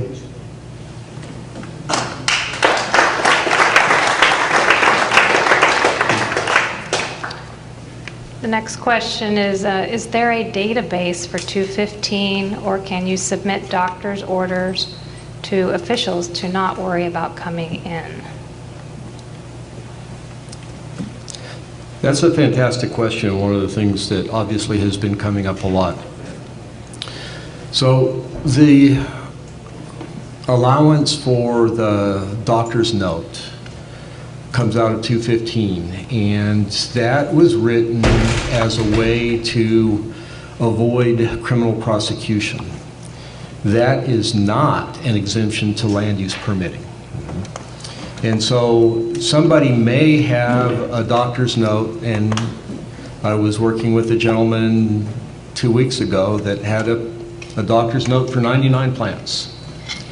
And so while the sheriff may not prosecute or go after criminal charges there, that person still is subject to local land use law. And so producing anything above the 6 plants or 100 square feet on less than an acre, 200 square feet less than 5 acres, anything beyond that, while they're not subject to criminal prosecution, they still need a land use permit to have that volume of cannabis being cultivated. Good afternoon. So I'm a foreigner, as you can see. I'm a total outsider here, but I'm very devoted to these people. I've been coming here for 7 years, and I'm very involved with what they do because I'm like a winemaker. I use their resin to make a finished product. So I need a product of high quality to do what I do. And it is pretty painfully obvious for an outsider that you don't understand their value. I'm trying to fight for creating appellation d'origine like in other agricultural products in Mendocino, Humboldt, and Trinity, so that nobody can use your name around the world. And it's painfully obvious that you don't treat cannabis small farmers the same way that you treat other small farmers using other agricultural products. If I see the regulation between vineyard and cannabis farmer, it's pretty obvious that there is still a demonization of the plant, and there is no local help to help those small farmers to actually get the license. You're flying helicopters that cost thousands of dollars an hour, and you have access to grade army technology so that you can not only see how many plants there is on the field, but you can literally count how many leaves there is on those plants. You don't need to fly helicopter. You can definitely pinpoint the place. Maybe deep down in the forest, yeah, you may have problem, but helicopter wouldn't do it either. You have imaging with infrared, you can see anything, anywhere. You don't need to fly anything. That money, if you could invest it in helping the small farmer getting those licenses, it's really super helpful. I can feel your wish to help us, to help those people, but it's the whole legalization. You're still looking at those people as old hippie. There's the future of a multi-billion-dollar industry. You can create here in California what the wine industry created in Bordeaux and in France. So it's really painful to see those people not really understood, but put into places where they really struggle to be able to just make a living, when you should really help us to bring California and Northern California to a level where it's a new industry that is being born. It's a multi-billion industry that is not yet defined. You could create everything that the wine industry created in the 1800s and become what France is to the wine industry, be relevant for the 100 years coming. Thank you.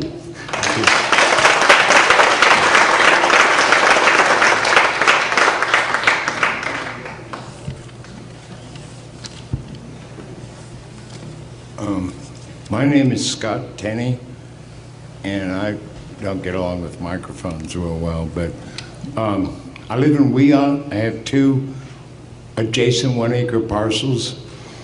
At one time we had like a 215 collective, but anymore with this new white market, I just grow my own doctor-recommended personal recommendation.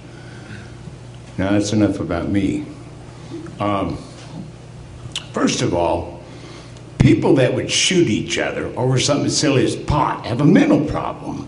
They need mental counseling. All right, that's enough about that. To a comment for our planner, Mr. Ford. Based on what I hear about this permit process on the mud and from other people, I feel blessed that I don't have enough land to apply for a permit. I mean, $10,000 for a permit to have a small farm, really, in this market? That's enough about that. Now, a comment for Sheriff Hansel. Is that how you pronounce your name? That's correct. Operation Clean Sweep? Really? Operation Clean Sweep? That sounds like a military operation. One would think that the North Coast deserves something better than a military operation. I'm done.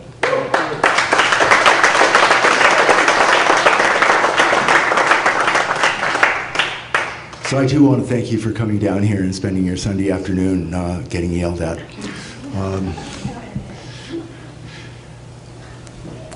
I happened to be on Cayman on Monday morning, July 8th as a programmer, and I couldn't believe my ears as the calls started coming in. Cayman obviously is ground zero for these sorts of things. And the first call that came in, I questioned the caller. Are you sure? Military helicopter? No, you can't be, but obviously they were correct. Sheriff Hansel, you were a kid in 1983 when we started to endure 15 years of helicopter terrorism. And I don't use that word lightly. It was terrorism, and it was specifically designed as a terror campaign. And that went on 4 months a year for about 15 years, 4 days a week. And the results of that were traumatizing to this community. There are kids who will never forget that. There are veterans who have triggered PTSD. And we endured that. And when I got those calls that Monday morning, I was amazed that I was experiencing deja vu all over again. That 3 years, 4 years after legalization, that this was the way that the Sheriff's Department and the state had decided they were going to deal with people out of compliance. That was the method that you chose, given the history of this community. I was in shock and disbelief. This organization, CLMP, the David to the Goliath of the state, was formed in 1983, immediately following the first helicopter invasions of the community. And this little organization was able to get a federal judge to recognize the inappropriateness of the activities of camp, which were at that point under no restraints at all. And I happen to have a copy of the consent decree in my pocket. And I'm just going to read one piece of it.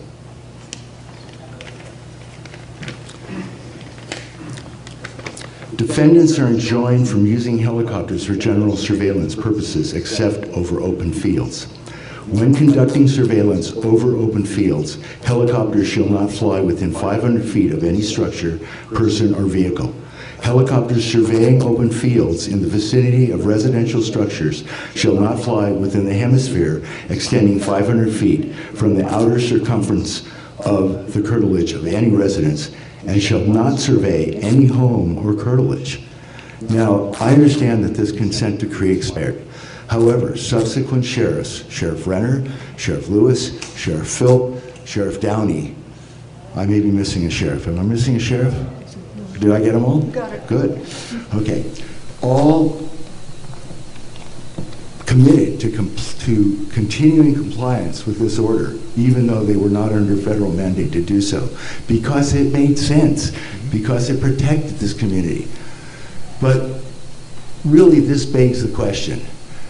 And to me, I have not heard anything today which justifies the use of helicopters at all to do what you need to do. I grant that you need to get warrantable evidence that you need to be able to take to a judge to sign a warrant. I get that.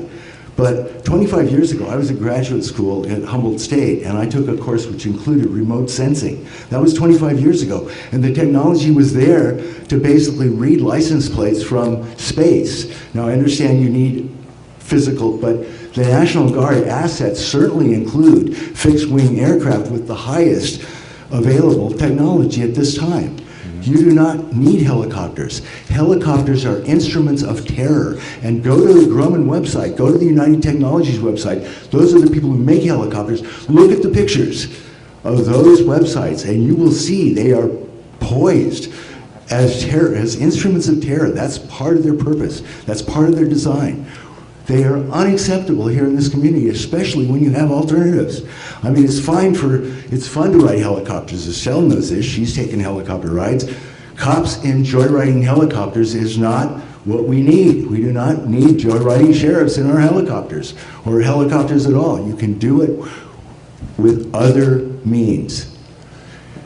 So, Estelle, I'd like to give you some unsolicited advice, and that is that it would be politic to side with your community in this matter rather than with the sheriff and provide mealy-mouthed defenses for him as you did on the radio a couple days after that. That would be in your political interest to do so. Thank you. Hear, hear.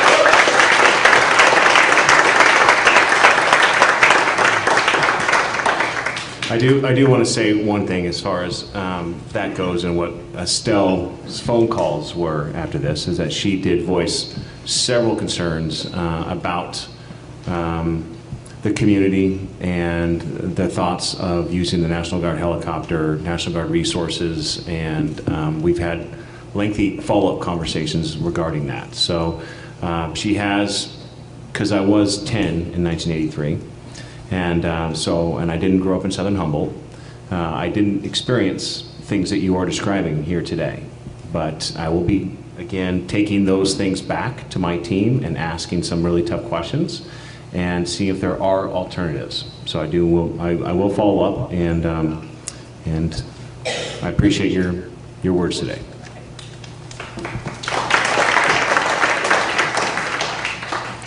Well, I want to thank everybody for giving such heartfelt testimony on exactly what this means. As you know, as the sheriff just said, I knew as soon as I heard and got those phone calls what kind of impact this was going to have on the community. And I take it very seriously, as the sheriff said. I've already spoken with him. I've also talked with the planning department, saying what can we do about all the kind of information they have. I'm not saying I did that on a political level. I did that from the heart as a member of this community and somebody who dearly loves living here and loves the rural lifestyle. And that is quite an intrusion on the rural lifestyle. A lot of times people from other areas don't understand that people live out in the rural areas for peace and quiet, away from the mad crowds. And so having this kind of activity is very, very troubling to me. And I think the sheriff has heard loud and clear what the impact has been on the community. And I know Bonnie has been drilling down on, can you do it from a higher level if you have to go in and get these kind of things? I look forward to seeing things be much improved, because honestly the stories that I heard on that first day really reminded me of those days and the fact that they were just circling around. And I would say, I would ask the sheriff that if they are going to use the helicopters, you have people on those helicopters who understand what people are talking about here today and respect the rural community. I think that that's very, very important. Hi. My name is Pat, and I'm just wondering, how do you know the boundaries of the land that you're going to bust? Like, you know, like there's national land, and then there's land that the people have, there's county and there's state licenses. And I'm just wondering how, you know, you can detect that from the air. Yeah, that's a good question. So we do have detailed maps. We do look at GPS coordinates. And like I said, using helicopters gives us the most precise location that we can use. Fly over and hit a GPS. Airplanes, not so much. But we can get close. But with using military technology and be able to utilize that, whether it's in a fixed wing or a helicopter, can get us precise where that location is, and then we can compare it to the county APN number and verify whether or not they have a permit. Right, I understand that. Back in the day, though, that wasn't going on. It was basically Yahoo, and nobody knew where they were, and it was chase them around. Well, and I mean, it is difficult in the community, as we know, driving down the country roads, and there's not a lot of gates that are marked. There's not a lot of addresses marked. Hey, this is the place you're looking for. Come this way, Right. And so there's times when we drive on the wrong property. Yeah. Looking for, and so that's why it's important that we follow up and make sure that we know exactly where we are going. And that's why it's important that people do have all of their documentation on scene, and we have shown up at the wrong location. People said, hey, oh no, that's not us. We're permitted. You're looking for the person next door. And so we're able to get to that location because of that, because things look different from the air than they do on the ground. Yeah. Another question I have is for John Ford, and it's like, how is the accountability for all the money that comes into the office for the state and county for getting the licenses? Where does all that money go? And the abatement money? No, thank you. That's a great question. So in terms of the money that comes in associated with the application fees, we have detailed billing for and accounting for all the time that we spend. And so that is provided to the applicants. They know how we're spending their money. Is that a public record? Yes. Okay. And in terms of the abatement money, one of the things that we've intentionally done is taken that out of our budget, so it comes in and it goes into basically a trust that then that's up to the Board of Supervisors to decide what happens with that money. Oh, okay. And another question, I just was wondering, when you guys were flying around, you did circle the senior housing in Garberville, and I was just a little surprised. I'm like, what's out there. I don't know. Yeah. Yeah, I don't know either. Yeah. But yeah. And so that's about all I have to say. Yeah. Okay. Thank you. I have a question. If, they're circling the senior center or wherever they are, what should citizens do to find out who it is and what's going on? So the aircraft, to my knowledge, should be marked. They will not fly blacked out. Even at night, you will have lights on a military helicopter if they're being used by us or someone else. I mean, the only time I think they can fly without lights is wartime, and we are not at war, okay? So I think that's very, very important. And I will make sure that those, if we do use military aircraft in the future, that it will be appropriately marked. And so, like I said before, we're not going to tell people when we're going to fly. We're not going to do that. I know it may alienate some people. We're not going to do that. But we will respect. We will look at the altitude that we fly. Like I said, we'll look at other alternatives to that, and we will follow up with a future meeting. Maybe I'll come on your show, Bonnie, and we can talk about that, about maybe some possible changes, so the community is aware of that. Okay, so you won't tell people ahead of time, but what happens if it's flying around and Caymans gives out the calls and whatever? Are we going to be able to find out what is currently going on? If it's a part of some kind of a rescue operation, there's times when we do use National Guard for rescue operations. We will let people know about that right away, what it's there for, and we will advertise that immediately. If we don't respond to it, then people can probably surmise that it's being used for aerial surveillance for targeted locations. If you believe that they are under 500 feet, please film them with your cell phones, and we can identify that and look at that. There are times when military helicopters are in Humboldt County that are not being utilized by the Sheriff's Office. And so it's important that we would say then, again, this is not us. We are not utilizing that Black Hawk or whatever helicopter or aircraft that is. So people are aware of that. Yeah, and we really want to encourage people to document, take photographs, and if they meet some of these people in the field, they have a right to photograph them. Absolutely. And how about the visible ID? In the past, sheriff deputies had their name tags covered up with some backpack or I don't know. So the sheriff's deputies will have a badge on display. Any National Guard will have proper identification on them. We'll have National Guard patches on them and will be with us. They will not be working independently. So that will be something that you can see and use. The sheriff's deputies will have their names on display and or ID numbers, so they'll be readily available to see that.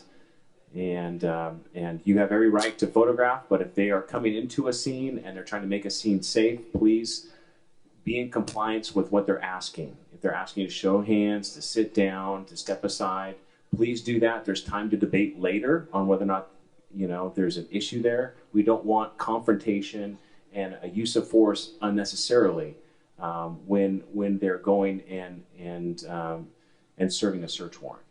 The name tags and the badge, I mean, you got to be very, very close to see. So will any of these people we encounter in the field, if asked, identify themselves, their name, and their agency?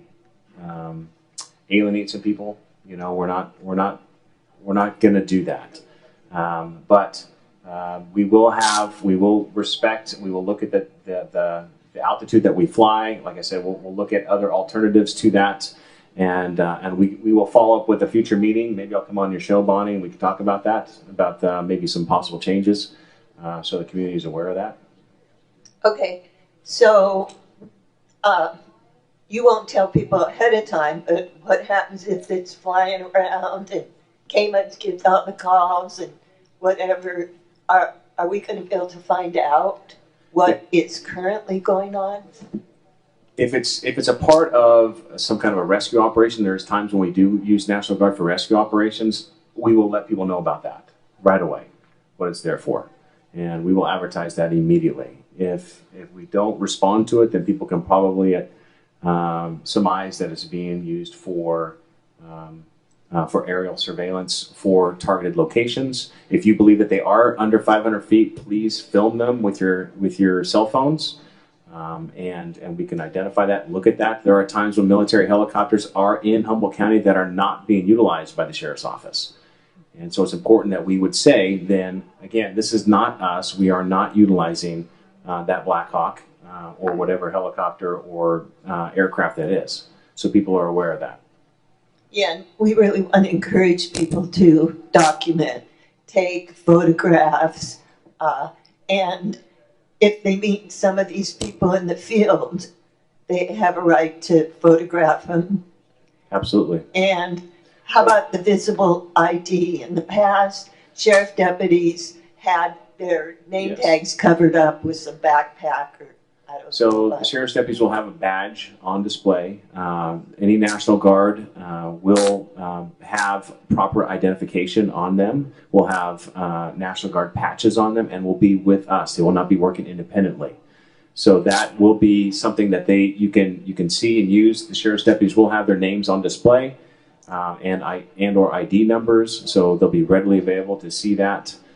And you have every right to photograph, but if they are coming into a scene and they're trying to make a scene safe, please be in compliance with what they're asking. If they're asking you to show hands, to sit down, to step aside, please do that. There's time to debate later on whether or not there's an issue there. We don't want confrontation and a use of force unnecessarily when they're going and serving a search warrant. The name tags and the badge, I mean, you got to be very, very close to see. So will any of these people we encounter in the field, if asked, identify themselves, their name, and their agency? Yes, so they're required, every law enforcement agency is required throughout the state to identify themselves.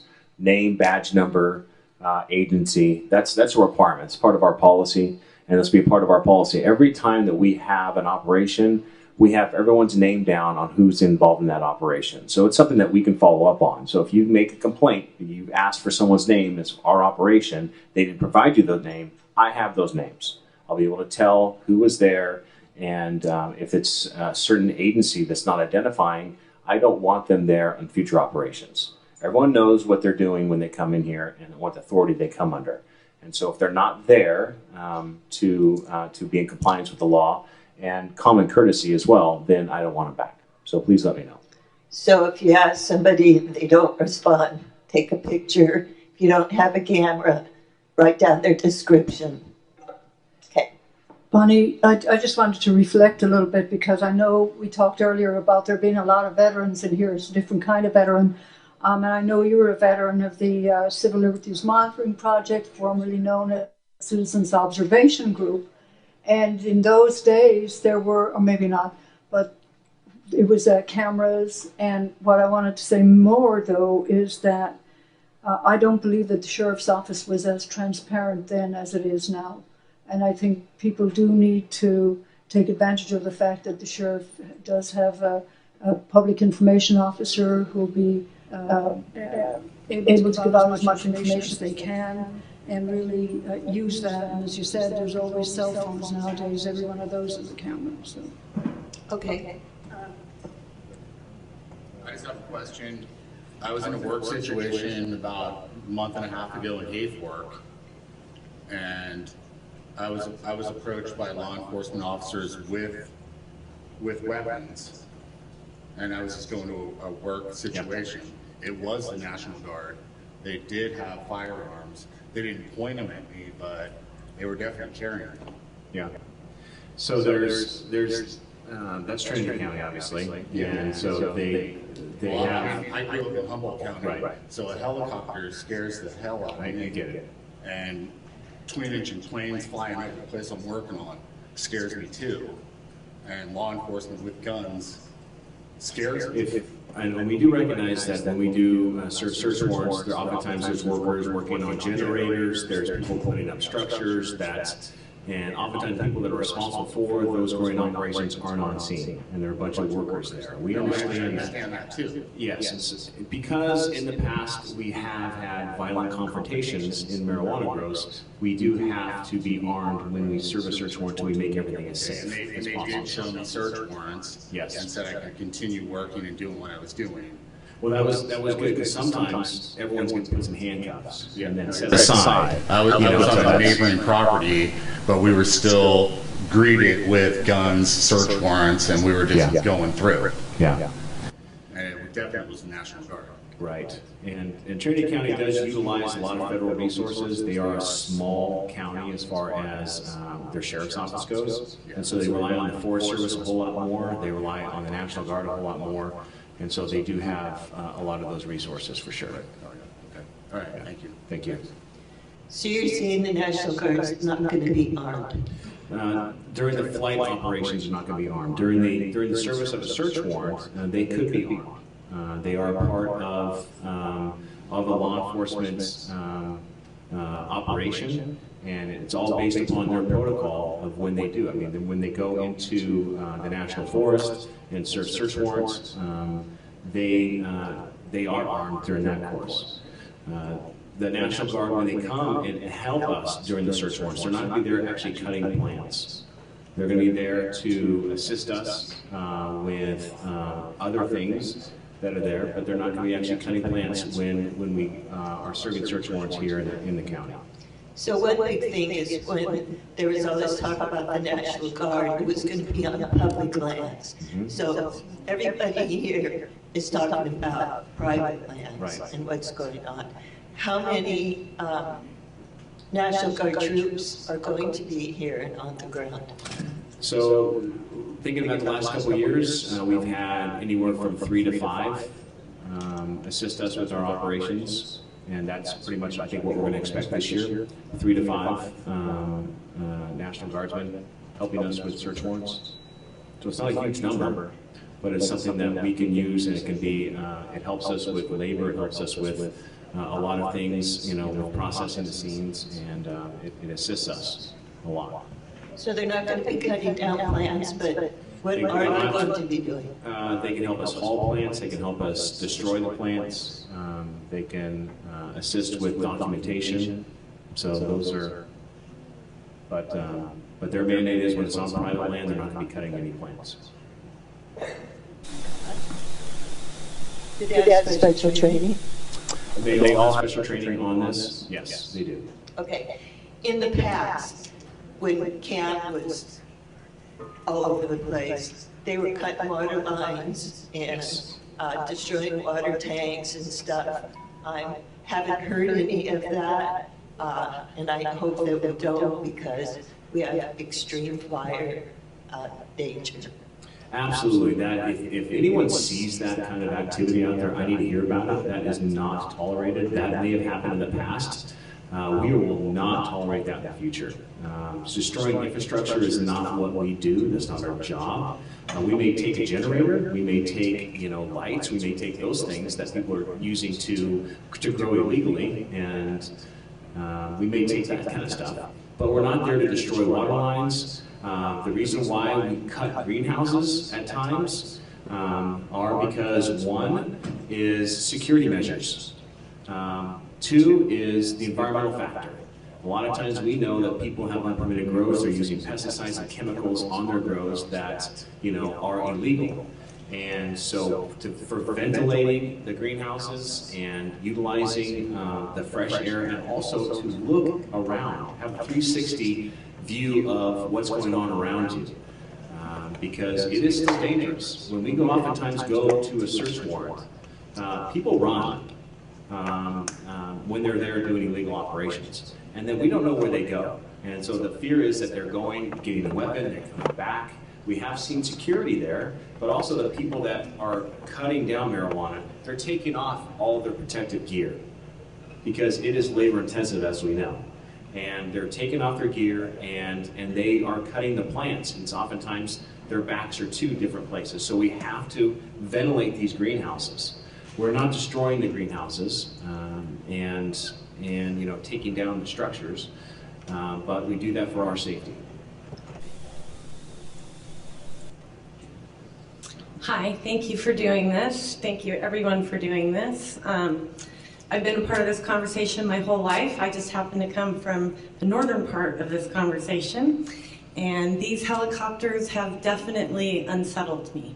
As all three of you know, I have been a very strong fighter for legalization because of the degradation not only to our environment, but to our social structure, to our children, to my own personal life, the traumas I've had because of living under the oppression of a drug war. I fought for legalization because I never thought I'd have to sit on the river and hear helicopters coming through my valley again in my life. And now I am dealing with my own PTSD from the newspaper pictures, from the sounds. And I really feel like that this is a new day and age, and I so appreciate your level of compassion, Sheriff Hansel, and I think we need to approach this through a compassionate view. And I really believe it is time for the Sheriff's Department to have a cannabis-oriented, someone from this legacy liaison. Because a lot of what I hear you say, knowing you and having conversations with you around it, scares us because of the way you say it too.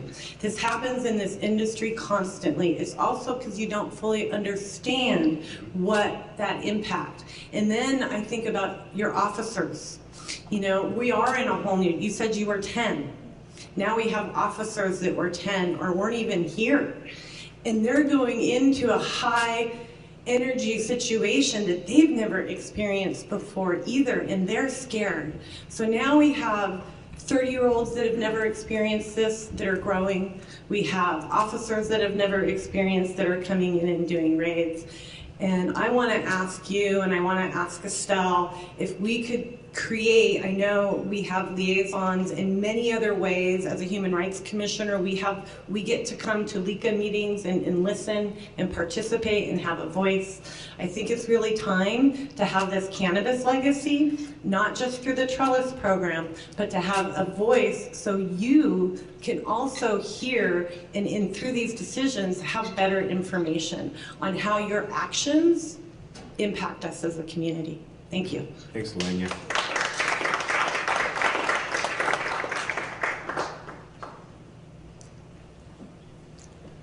My name's Steve O'Mallard. I and a number of other people for years worked on the idea of self-limiting ourselves in the cannabis industry so that we would all be small, tiny, below the environmental crisis stage. We worked with no success at all. Therefore, I'm not blaming you or anyone else in this beautiful county. It simply wasn't an idea that was acceptable to large numbers of growers. It's, I think, a big shame. We could have avoided so much trouble if we self-limited ourselves 5 years ago. It's not what I'm asking about now. I have a technical question. I understand that the county's putting out something over $250,000 a year on technological fixes, satellite imagery. Is this true? It's less than $250,000, but it's $200,000, yes. Seems like a lot of money to me. I get Google Earth free. I can see my own plants from the last time they photographed them. I haven't heard anybody mention any technical fixes for this ridiculous helicopter boondoggle we're talking about. I haven't heard any serious discussion at all. I'm sorry, Sheriff. I know that you indicated that it was, and I understand your fixed wing airplane discussion because everybody knows you only have a 45-degree angle roughly to work with and you're going by 100 miles an hour. That makes perfect sense, but satellite imagery for $200,000, what are we getting for it? I've seen no connection whatsoever with your need for a warrant. If that imagery is being revised, how often? I'd like to know that question. And I'd like to have an explanation where the $200,000 is going for. Everyone assumed, I assumed, that the imagery was going to make this all completely unnecessary. Mm-hmm. Yeah.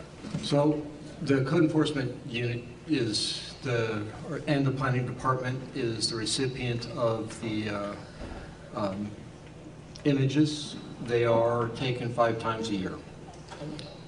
So we have images that are taken throughout the year, and in all honesty, they're intended not only to be used for code enforcement, but for permitting, for building inspections, and for many different things within the Planning and Building Department, because it gives us real-time data, at least recent data. So if there are things that we can see and we don't need to go out and visit the site, then we could save the trip. And there's real cost savings there. 5 times a year? Correct. Do you choose the dates? No. For $200,000, you can't get a better deal than that?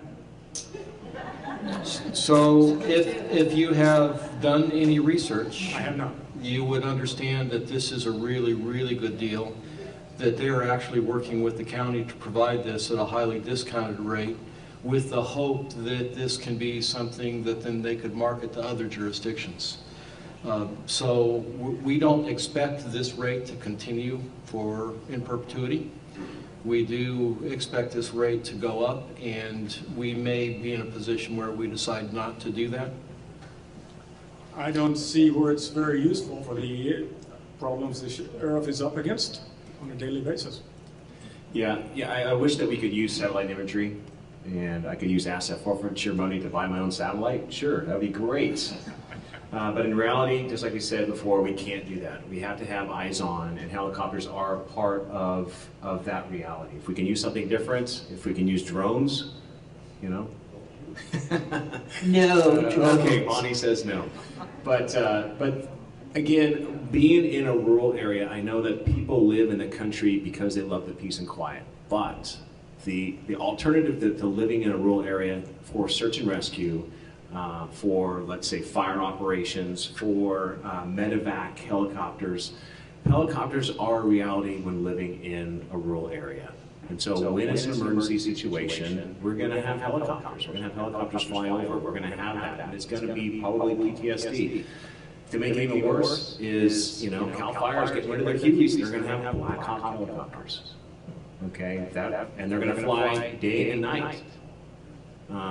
And that is because the Black Hawks have technology, and they're going to have ways of using, you know, the night vision to do night operations, and that is a good thing for us because they can fight fires at night and when the wind dies down. And so I know that people want to limit, but I do want to mention too that helicopters do offer a lot of great things for our community. And, you know, so we will look at, like I told Bonnie, I said, I can't take that PTSD away and what happened in the past, but what I can do is I can be open for change. I can be open to looking at better ways of doing something. If I can do that, I will. But again, it's not going to prevent helicopters from being flown in southern Humboldt. And I know PG&E, you know, I know they send out advertisements, but they fly the lines all the time. And they say, you know, hey, we're going to fly on this day, and just so you know, and there's smaller helicopters, I get it, and they're just flying over the lines. They're not circling people's homes. Gotcha. Most of the time. Most of the time, yes. I got you. So that is disturbing. I do hear you, and I'll be asking, you know, the reasons why certain circling does happen, and see what the response is. Thank you. A little short. Kristen Nevedal. I have a couple of questions. I think I heard earlier that the abatement process used last year with the $10,000 fines and the letters that went out was pretty successful. And I'm wondering if, in a moment, John Ford, if you would be so kind as to speak to the successes and the challenges with that program, because I'm also aware that until very recently, the licensing authorities did not have the ability to actually support local municipalities with eradicating or managing illegal or non-compliant operations. But with the governor's trailer bill this year, we saw each of the state licensing authorities have the ability to assess fines of up to $30,000 per violation per day, and also issue abatement. So I guess some of what I was a little surprised about was that we didn't try going back to abatement. I mean, maybe you did, and I'm hoping you'll speak to it, but it seemed to me like instead of trying to go back to abatement letters and the threat of fines, even in conjunction potentially with CDFA to increase those fines, we started with helicopters, and it did feel heavy-handed. I mean, I didn't come here until the 90s, but even at that, it was a long enough time to really dislike that activity. Even working in town, I was feeling a little anxious and alarmed, even though I'm in Garberville downtown. And with the communications that have been so excellent between the state and the county, isn't there a way that we can start with a letter and abatement first? And then I don't know, I know that there's some issues with warrants, like if someone refuses to prove that the abatement has happened, is that grounds for then a warrant so that you don't necessarily have to do the aerial surveillance? So a landowner ignores the abatement notice, right? Is that grounds then for allowing the sheriff to come in and manage it? So I would appreciate a little conversation on that, please. Sure, thanks, Kristen. So we have not stopped the abatement process by any means. We continue to post notices to abate and notice of violation. As I mentioned earlier, we're not doing it with the same volume that we have in the past, because we are using some of our resources to focus on what we perceive to be larger violators within the permit system that up until this point have been protected because they're in the system. We continue to send out notices to abate, notice of violation. I think 2, maybe 3 weeks ago, it hit the press, particularly here in southern Humboldt, when we posted 30 in 1 week. I do want to point out that 10 of those were notices of the intention to apply a lien, because those 10 had previously not responded to the first notice that they received. And so now we're at a point where we're continuing to issue the notices to abate, the notices of violation. But we've also got in the neighborhood of 840 notices to abate, notice of violation that we've issued today. I think there's 238 that have just not responded. And so these are the folks that we're also beginning to give a priority to in not only issuing them a notice saying that you're now in danger of having a lien imposed on your property, and that requires board and supervisor approval. But we also impose an additional notice to abate and notice of violation, which starts the clock all over again on the fines and violations. So we are very active in that.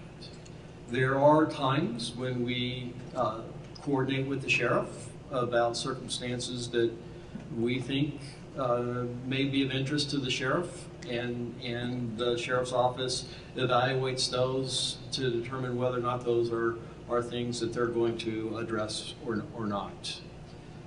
So I would not want anybody to think that the helicopter is the county's only approach to addressing the illicit cannabis cultivation that's going on. We're still very much engaged from a code enforcement standpoint, and we'll continue to do that. As I mentioned, though, we are finding that if we continued with the path that we're on, hitting 30 or more a week, we would very much be then hitting smaller cultivators. And that's not really where we want to be placing our emphasis right now.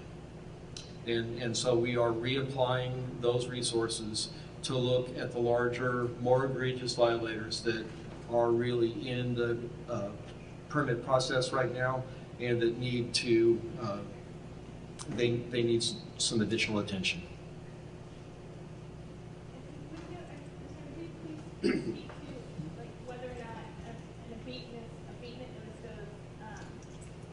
Unanswered or unresponded to, it can be grounds for a search warrant.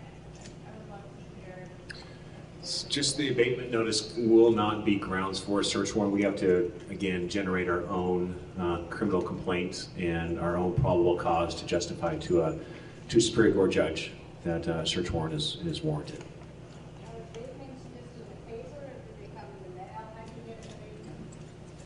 Thank you. The abatements are posted, they're sent via mail, and they're also posted in the paper. And the reason we do that is, hopefully between one of those three, and we find that it's successful, between one of those three, people do get notified. Okay. Hi. Excuse me. My name is Ted Kogan. Well, I've had time with all three of you privately over the last number of weeks, so I promise to take no longer than 60 seconds of your time now. One thought that occurred as I'm listening to this, rules, laws, regulations, there's not much room for equivocation, we understand that.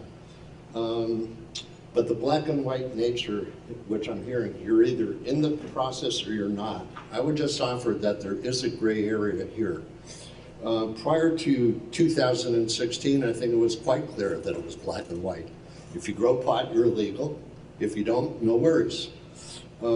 Today, and I think Director Ford could testify to this, the state rules are changing all the time. I don't know how you possibly keep up with that, and I can tell you that the people at your front desk, however well-meaning, however intelligent, and they all are, I've had conflicting information from 2 or 3 of them. What I would suggest is, the number of baby boomers in this room, there were plenty. We've been living under bad laws since Nixon's war on drugs, or if you want, 1970, or if you want to look at it, the Marijuana Tax Act, 1937.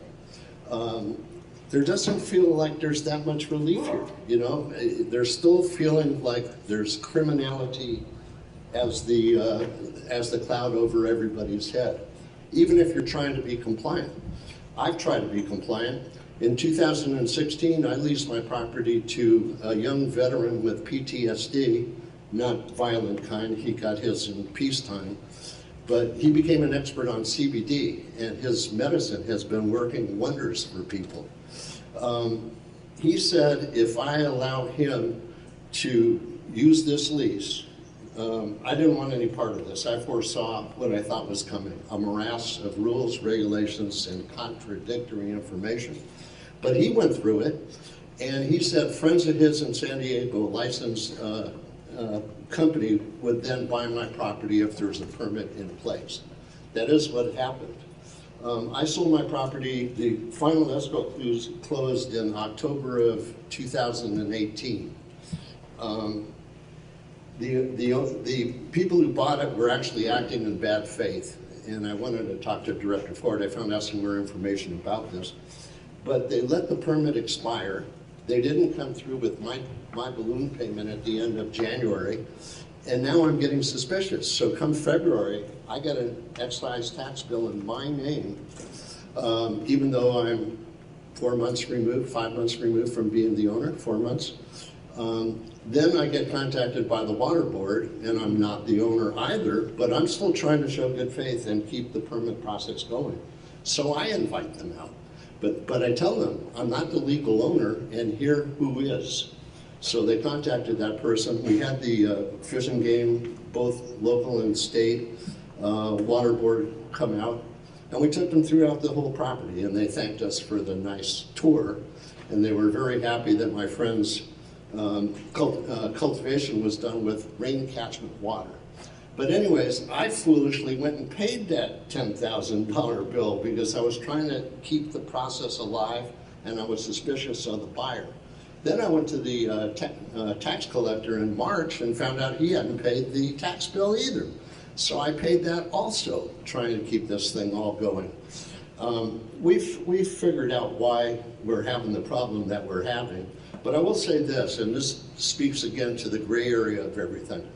Lawyers of the various parties in this thing say there could be lawsuits going in 5 different directions.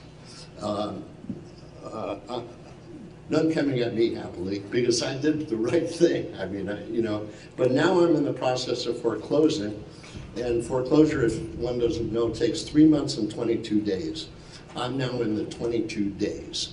But my property's in a precarious situation.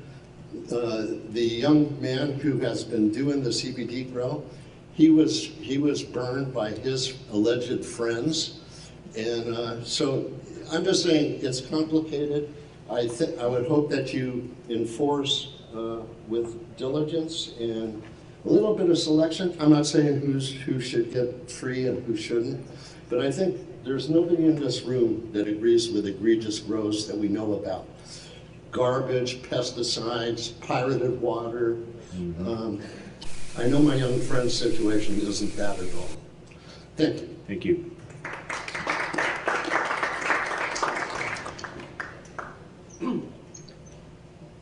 I have a letter here from, it's from Beginnings, which is in Bryceland.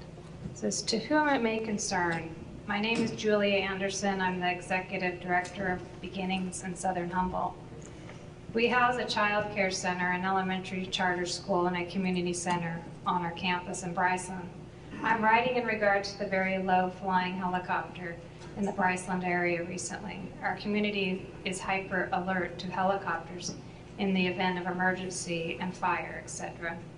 We had not heard of anything like that happening on the day of the flight, so we were quite concerned. This is of particular concern due to the fact that we have only one road in and out of Bryceland area and one road in and out of our school. In the event that we would have to, just lost my place, sorry, evacuate children, a heads up would be very beneficial to us. It was also very disruptive to our work environment in the office and at the preschool, which was in session at the time. Julia Anderson, Executive Director."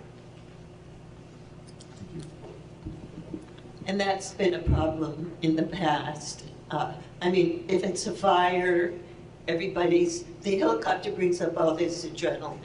And they were just the preschool, but they're going to have all the students there. And having a helicopter roaring up and down, it's very disruptive.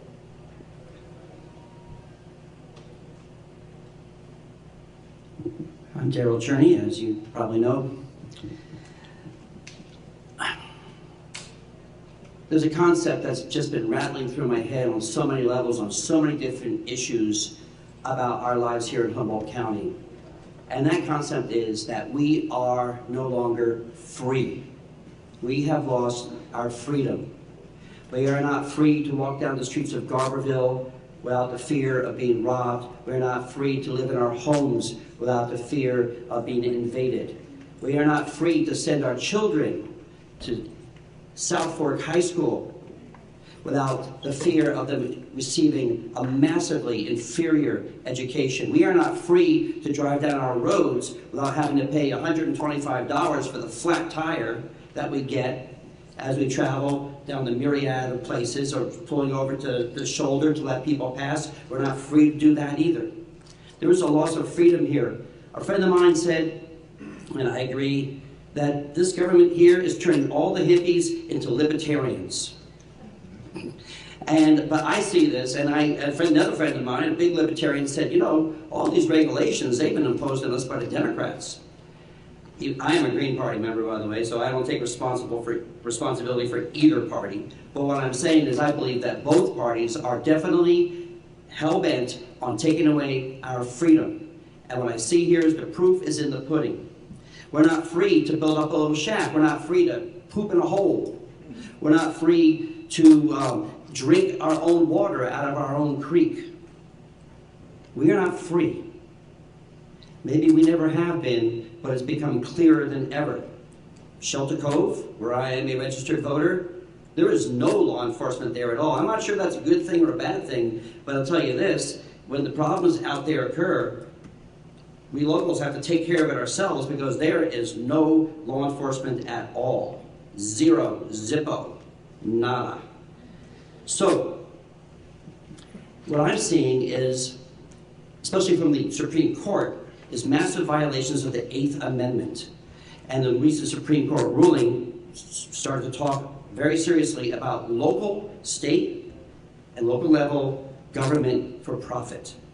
And that's what I'm seeing here, the government not representing us, but rather the government preying upon us, the government seeing us as a way to extract money from us. And one thing I see about these fines from an environmental point of view, as you all know, I still call myself an earth firster.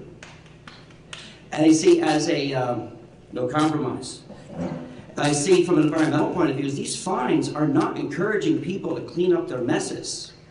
These fines are encouraging people to leave their messes behind and walk away. And I don't even know what happens to the properties after that. There's probably too many of them to count. I know the real estate people here will tell us that there's hundreds of properties on the market. We're no longer free to sell our land if we want to get the heck out of here. Because you can't even sell it. There's no market anymore. Because of all the craziness that's going on here. There's violations of the 8th Amendment, which protects us from unreasonable fines. It's not just about cruel and unusual punishment, it's about unreasonable fines as well. $10,000 a day, $30,000 a day. I've read in Red-Headed Black Belt, $500,000 a day. Is that going to convince anybody to clean up their mess? That is a clear violation of the 8th Amendment, and I see that lawsuit coming down the pike. But what I really see is these fines not here to encourage us, or the enforcement activities here to encourage us to make things better. Oh, you want to put a little trailer or a little shack on your land to provide what the county general plan might call affordable housing? That is a mandate of this county to provide affordable housing. We are not free to do that either. And now we see the military is here. Now, last I checked, the military was not allowed to engage in local law enforcement, in domestic law enforcement activities. But they are. They are for sure. And there's another nick. A nick, that's a bludgeon to our freedom in this country, if we ever were free. And then, what about the priority of the money? And this is a really strong thing I see. While people are being robbed in their homes in Redway and Garberville, while Stephanie Galboy's murder is still unsolved in Redway, without my calls of different leads to that crime being investigated, while that happens, I see this other money being spent. And not only the big egregious grows, which y'all allowed happen for about 7 years before you decided you didn't want to let it happen anymore, which we were all pissed off that that happened to begin with from 2010 to 2017. But now, that money needs to be spent on stopping the crime, on fixing our roads, and bettering our education, and not in calling in the National Guard. So, what I ask of you is this. I have a question here. Number one, I'll direct this toward Estelle, and I'll give both questions first so that you can answer it collectively. What about reducing some of those fines? Because I know the Board of Supervisors unanimously agreed to raise the fines from $10,000 per violation total to $10,000 a day with a $900,000 total. That's like a 9,000% increase in fines. I don't see that as making the situation better, even though I agree that some of those egregious grows have to go. We agree on that. So I want to see what the county supervisors are going to do about reducing those fines and also reprioritizing our money that we're now spending on this craziness to get it so we can get to our homes safely and then live in our homes safely and leave our homes safely. So that's my question is, what are we going to do? Do you see reducing the fines to a manageable amount that incentivizes people to do that? And then secondly, I would like to see Humboldt become a sanctuary county of a different nature. I know that there is now that, I believe it was Measure K, said that law enforcement can no longer go after undocumented immigrants. I'd like to see us become a sanctuary county from the state, that you no longer call the state to help do your dirty work. If you need to do it here, do it locally, get it done. But let's not get these people with $500,000 fines coming in per day to do it. So I'd like to see us become a sanctuary county for the state of California. So what are we going to do about reprioritizing our budget to help our roads, our education, the crime, And you did, it was law enforcement, it was Sheriff, it was your office who calls the National Guard. Is that your responsibility as opposed to the supervisors? I'm just asking. Yes. Okay, so that's my question. What about reprioritizing law enforcement to deal with the meth guys? I watched one of your deputies, very professionally, walk into McClellan Insurance where some meth argument has spilled into the office, the storefront, and I was actually in there at the time, you know, paying my auto insurance. And then when the whole thing was done, there was the deputy, and there was a little 10-year-old boy who went back to running the drugs for his dealer, and there was the dealer in front of the Shell station, right in front of the deputy. When are we going to have some stakeouts to get that handled? Because that stuff, we all know, is the nastiest of nasties. So when is the priority going to go to help us live free here in Humboldt County as the free Americans that we all desire to be?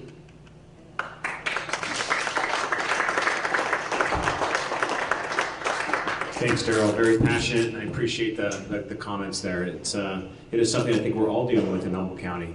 You brought up a lot of great points. As far as priorities, and life is always the priority over property crimes, over marijuana, and those things are very, very important to us. And so if our deputies are ignoring something, then that's something I need to deal with. A training issue, a supervision issue, those are things I need to deal with. Several years ago, it was under Mike Downey, and then we carried on. Our drug task force used to be essentially a marijuana task force, and it ignored heroin and methamphetamine for years. That is no longer the case. Our drug task force is focused, hyper-focused, on methamphetamine and heroin, to the point that we've seized more meth and heroin in the last 3 years. I wanted to make sure something. And so it is something that is an epidemic here, even though it's essentially been almost decriminalized now in the state of California. Personal use is a misdemeanor. You know, there's not a lot of teeth when it comes to prosecution, but we're still moving forward with that.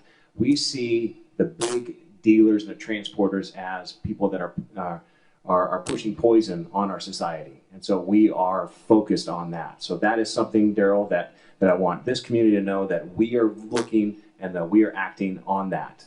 Our marijuana enforcement team does have 4 personnel assigned to it. And because of the amount of issues we have with illegal cannabis here in our county, and I have to focus on that as well, because half of our violent crimes associated, half of our homicides last year were marijuana related.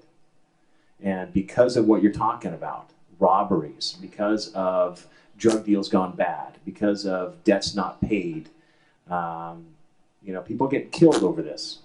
And so that's something that I am continuously going to be dealing with until the violence is taken away from it. And so it's something that we want to focus on and work at and work with this community. We want to build trust in the community, and whether it is through just enforcement action or just repeated meetings, one-on-ones with people, we want to make sure that you all feel comfortable knowing where we're coming from. Because I know people said, hey, there's a whole lot of gray now. There was a whole lot of gray then. I think it's pretty black and white now. And so we know who the people are that are doing the violations. And so it makes our job a lot easier now than it was under 215.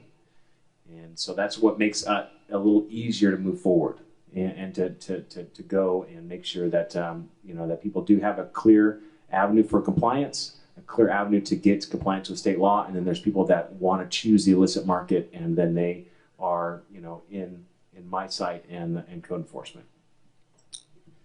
So if I could just, I wanted to make sure some things were clear about the kind of the evolution of code enforcement and the fines. The main thing that I want to get across, and I'll probably say this at least 3 times so that I make sure to communicate this, is that it's not about the money. The fines are really about helping people understand the significance of the response. So one of the things that the Board of Supervisors began, this is from a staff perspective, I'll let Supervisor Fennell speak to her perception of it, but began the cannabis permitting process with the idea of being encouraging, offering incentives to come into compliance. And so the original ordinance was very much written that way. The 2.0, euphemistically called, is also written that way. The struggle that we soon found is that there were a lot of people who would come into the community that were not necessarily interested in maintaining the same ethos that the longtime membership of this community had relative to living small, quiet lives, do no harm kind of thing. They came in, graded hillsides, took down large amounts of trees, created huge environmental crimes. And so the struggle was how to respond to that. And one of the things that became very clear is that the existing ordinance that guided code enforcement was not adequate to deal with the circumstances. It was not adequate because the penalties were little more than the cost of doing business, and it was not adequate because the process could drag out for 6 months, 18 months, a long period of time, which didn't lead to anything. And so the ordinance was modified to do two primary things. One is to create a process by which the county could take control of a property in situations where the violation was truly significant. That's the purpose of the notice to abate. If somebody doesn't respond to that within the 10-day period, then the county can take action to abate the nuisance. We have never done that after 10 days. I want to make that clear. That's not our objective either. We far more prefer to work with the property owner and have them abate the violation and be able to move on. Secondarily is then the fines couldn't be just the cost of doing business. They had to be something that indicated that there was some significance. And so there was a fine structure that was built up that has 4 categories. And the 4th category is between $6,000 and $10,000 a day.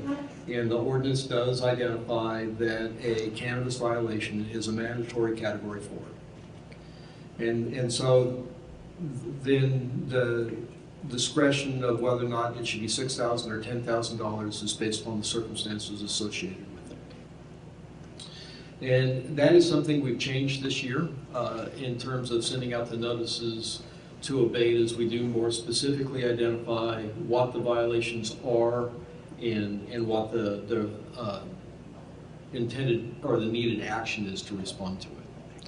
If people respond within 10 days and come in, and Dottie, you mentioned coming and talking to Warren Black, and most people when they meet Warren love Warren because he loves to work with people.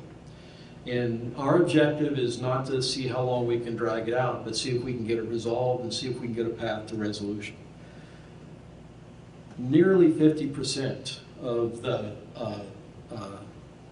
violations that, I don't want to exaggerate, I'll say nearly 40% of the violations that we have get resolved without fines and penalties. Because people remove the infrastructure, they remove the cannabis, they clean up the site, or they agree to do it in a short period of time. If they can't do it because the violation is so egregious, we do offer something called a compliance agreement that gives them some time to redo the grading and revegetate the site, depending on what needs to be done, if it can't be done within 10 days. And so the great thing about even the compliance agreement is that it stops the fines from accruing. Again, we don't want, our goal isn't to see how big of a fine we can impose on people. Our goal is to make sure that the sites get cleaned up, that the activity that's in question, that's a violation, stops, and that anything that's been done in order to facilitate that activity gets corrected.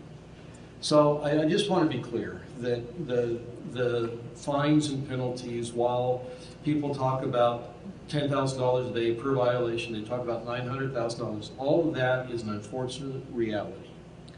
The other side of that is the ability to come into compliance and not be in violation, and to stop all of that. And I would just also say that having to do code enforcement is an unfortunate reality.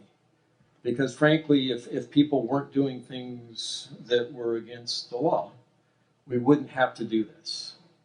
And one of the things as a regulator that I have to deal with and struggle with in my own mind is that my sole purpose really comes down to the fact that people throughout time have violated each other. That's how zoning began, is because people started using their rights, their freedoms, to adversely affect other people.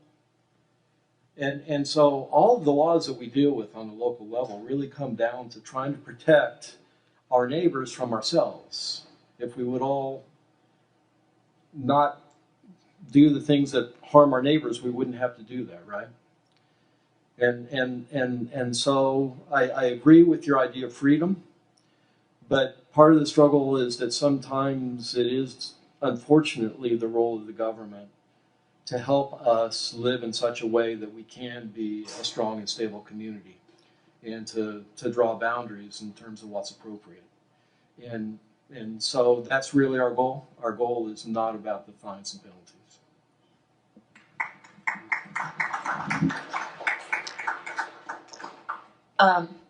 Just one clarification. It's the Board of Supervisors that decided any marijuana violation was a Category 4. Category 4 talks about doing harm. So there's 3 other categories, and the board went for the Category 4, which a lot of places aren't doing that harm. So the ordinance does identify cannabis, marijuana as a Category 4. That's absolutely true.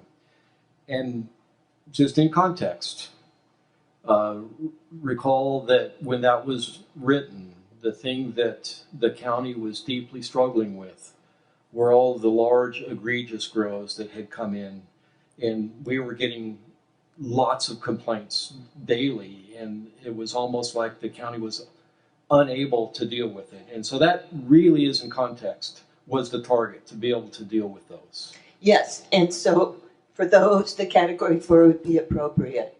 For other abatements, it very possibly, I don't think, is appropriate. But that's the supervisors, so if people are concerned about it. So that's certainly a takeaway from this discussion. Okay. Daryl actually asked me. First of all, I think that John really explained it very, very well. Remember that after 1996, we had what's known as the Green Rush. And no offense to people who were here less time than I am, okay?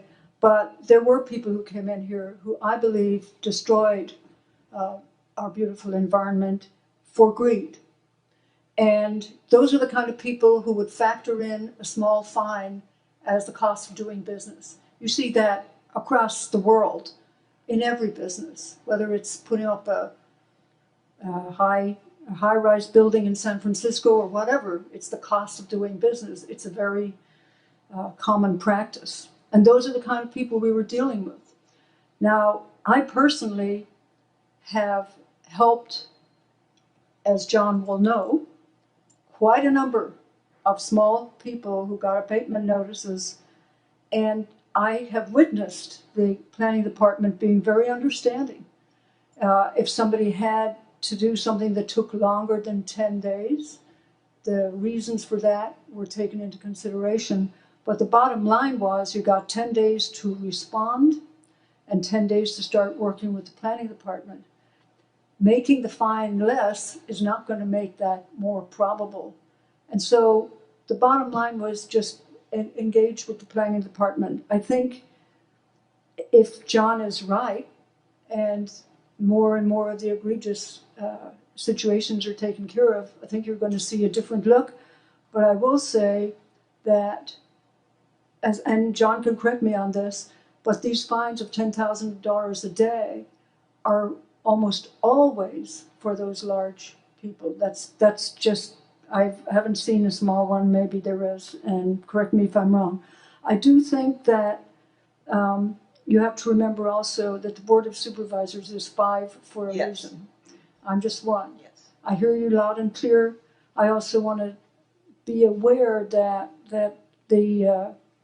you're aware that the compliance part of the agreement is kind of like working with the planning department. So I really, really encourage people, and I would encourage anyone who gets any kind of notice like that to give me a call, because it can be worked out, even if it's a case of, say, for instance, I've known of a couple.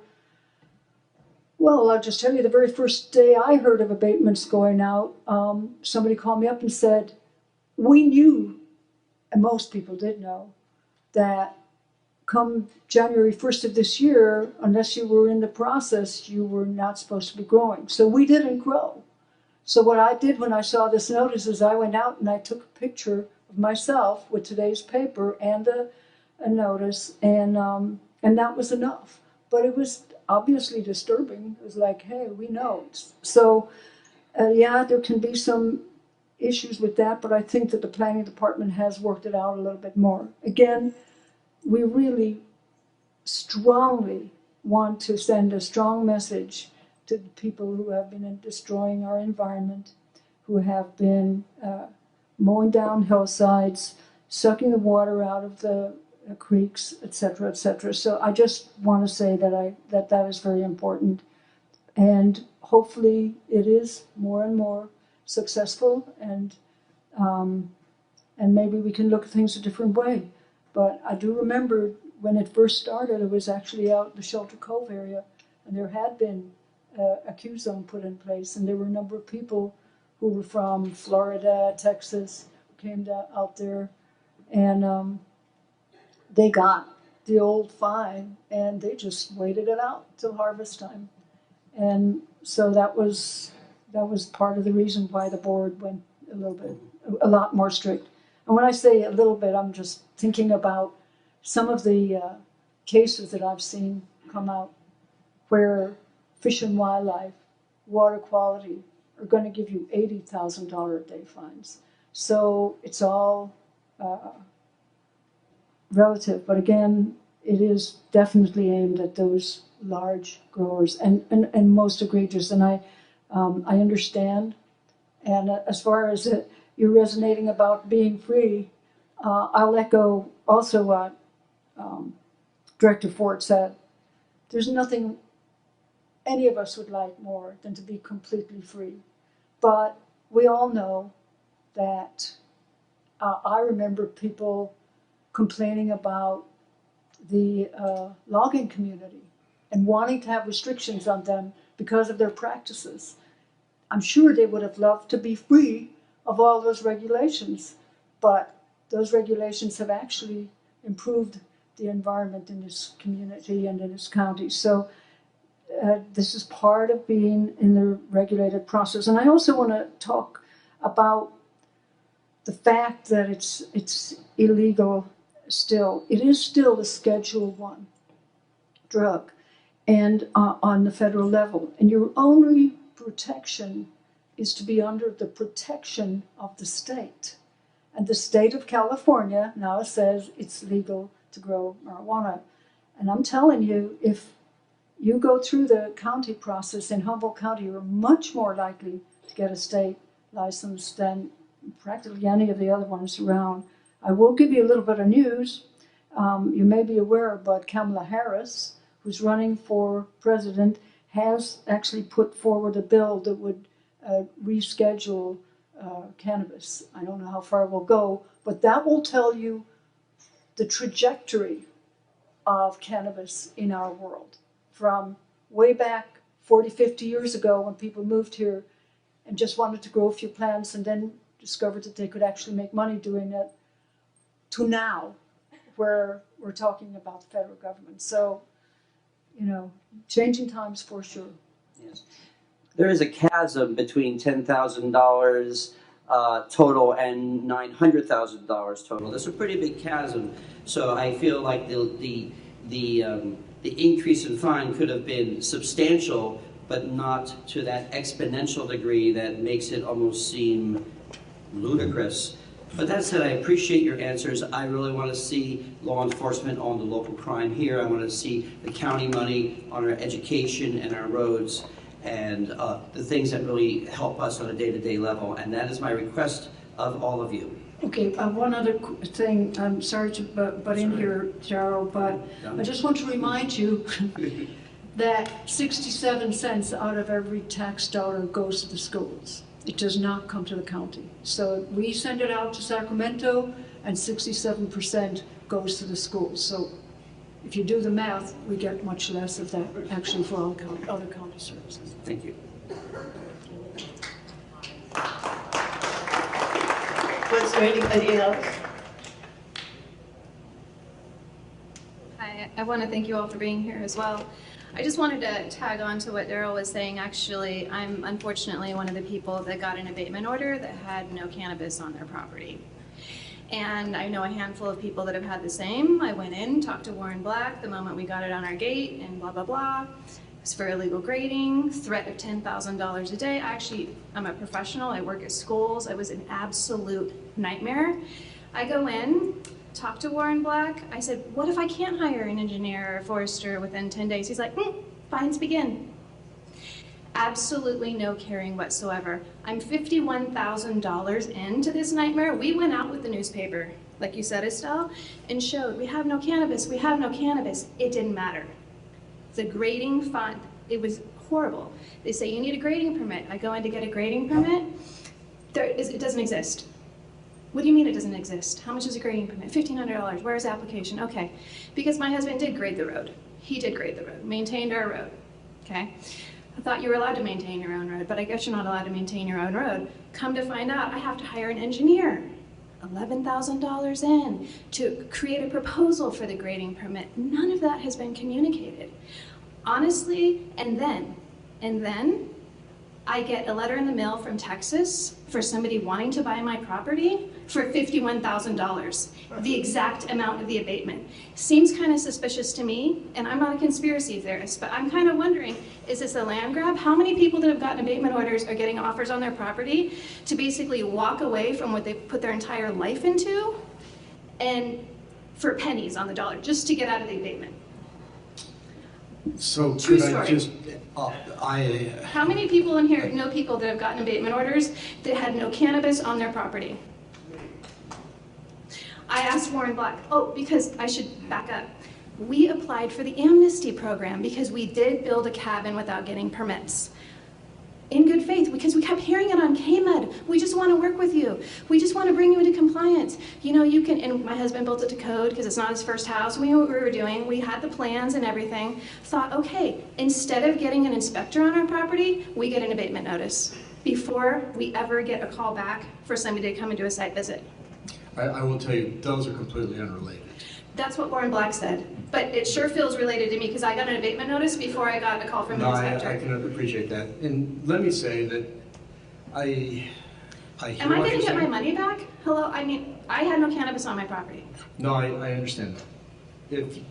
Can we meet after the meeting? I'd love to get your particulars and I will look into it. He didn't even respond when we sent the photos. I emailed him, what, So 25 you photos? sent photos? Oh, that day. We went out April 4th with the newspaper in the rain. Hello? I mean, because it was day 5 by the time I got my letter in the certified mail. And I'm freaking out. Hello, I take a day off work. I'm scrambling, thinking I'm not going to lose my father's property, you know? Right. I mean, this is horrible. So what was the grading that was identified out of curiosity? What was the grading, Phil? Oh yeah, did I mention our property had been logged 45 years ago, and I had communicated that when my dad bought the property really cheap, it had been logged. And I said, hey, these roads were already here, doesn't matter. Yeah, no, Doesn't matter. I'm sorry you went through that. Those are I hope you will accept that we're all human, and oftentimes we make less than perfect decisions. I can accept that. We are learning. But But $51,000 is a lot of money that a lot of people don't have. Well, and frankly, for something where it can be demonstrated that you didn't have cannabis, we don't want a fine. And frankly, if we can look and see through aerial photography, and we can, that was a landing and that it predated your presence on the property, where you don't even need to get it, you don't need to do anything. We'll just take care of it. Yeah, let's talk after the meeting, that'd be great. Okay.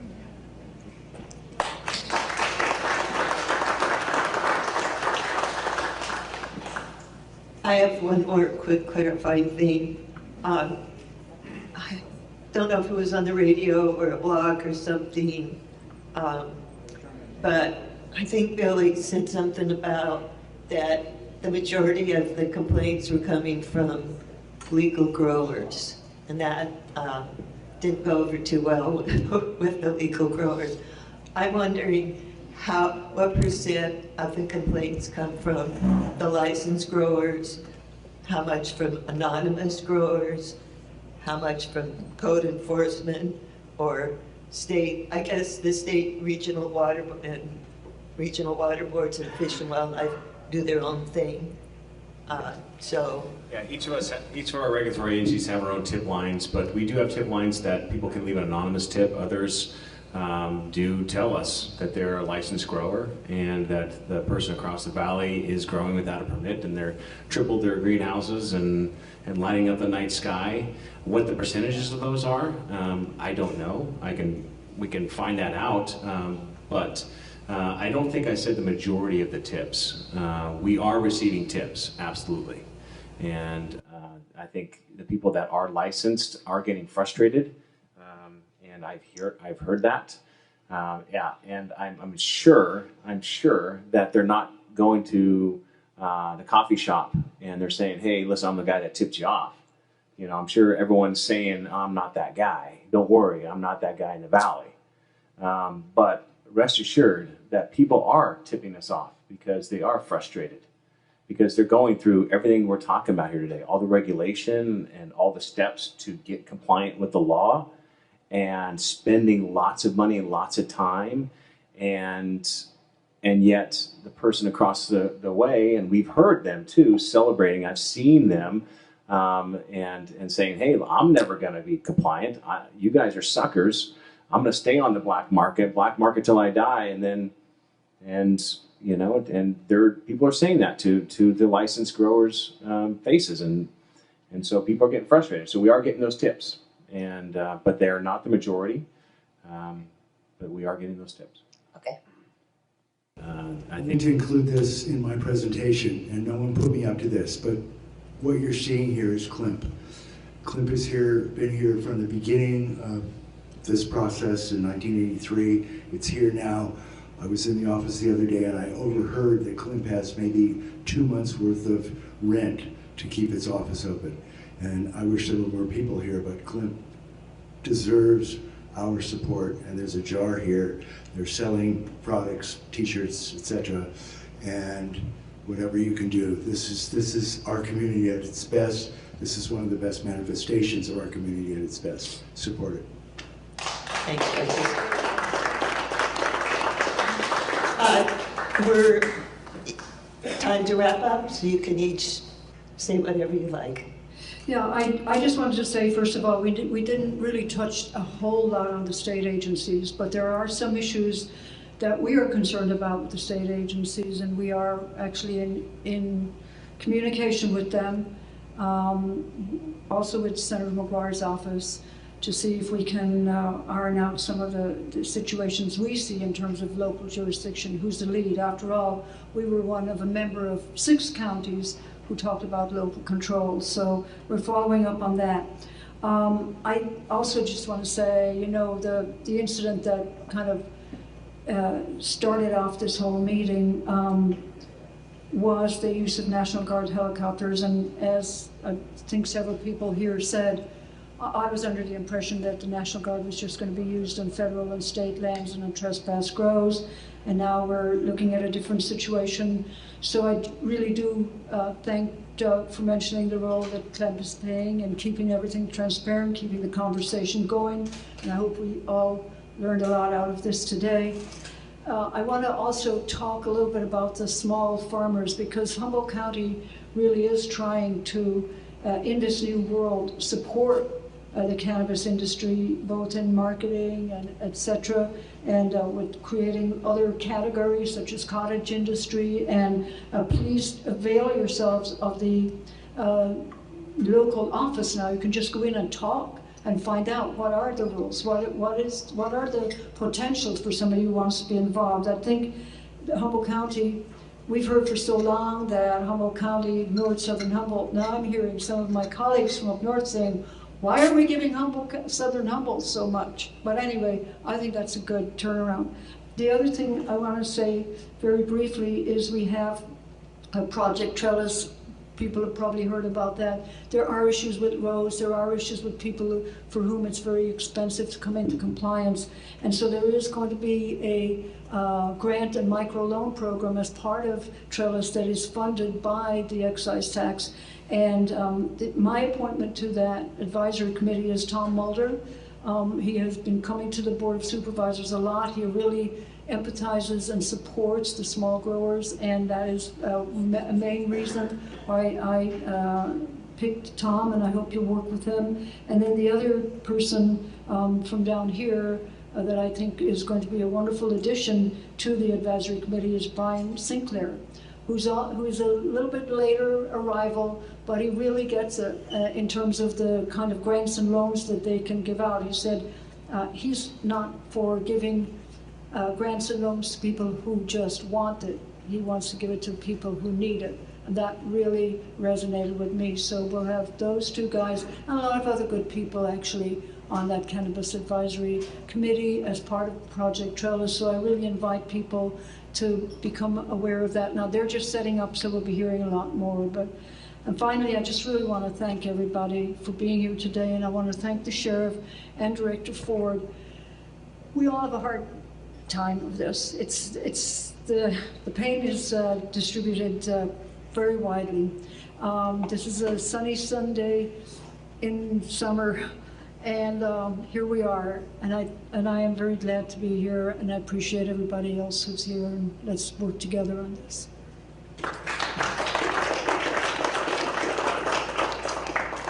I'd just like to briefly say thank you for allowing me to be here today and to hear from you. I work in an office and often get directed on things and don't get to see everything that's going on.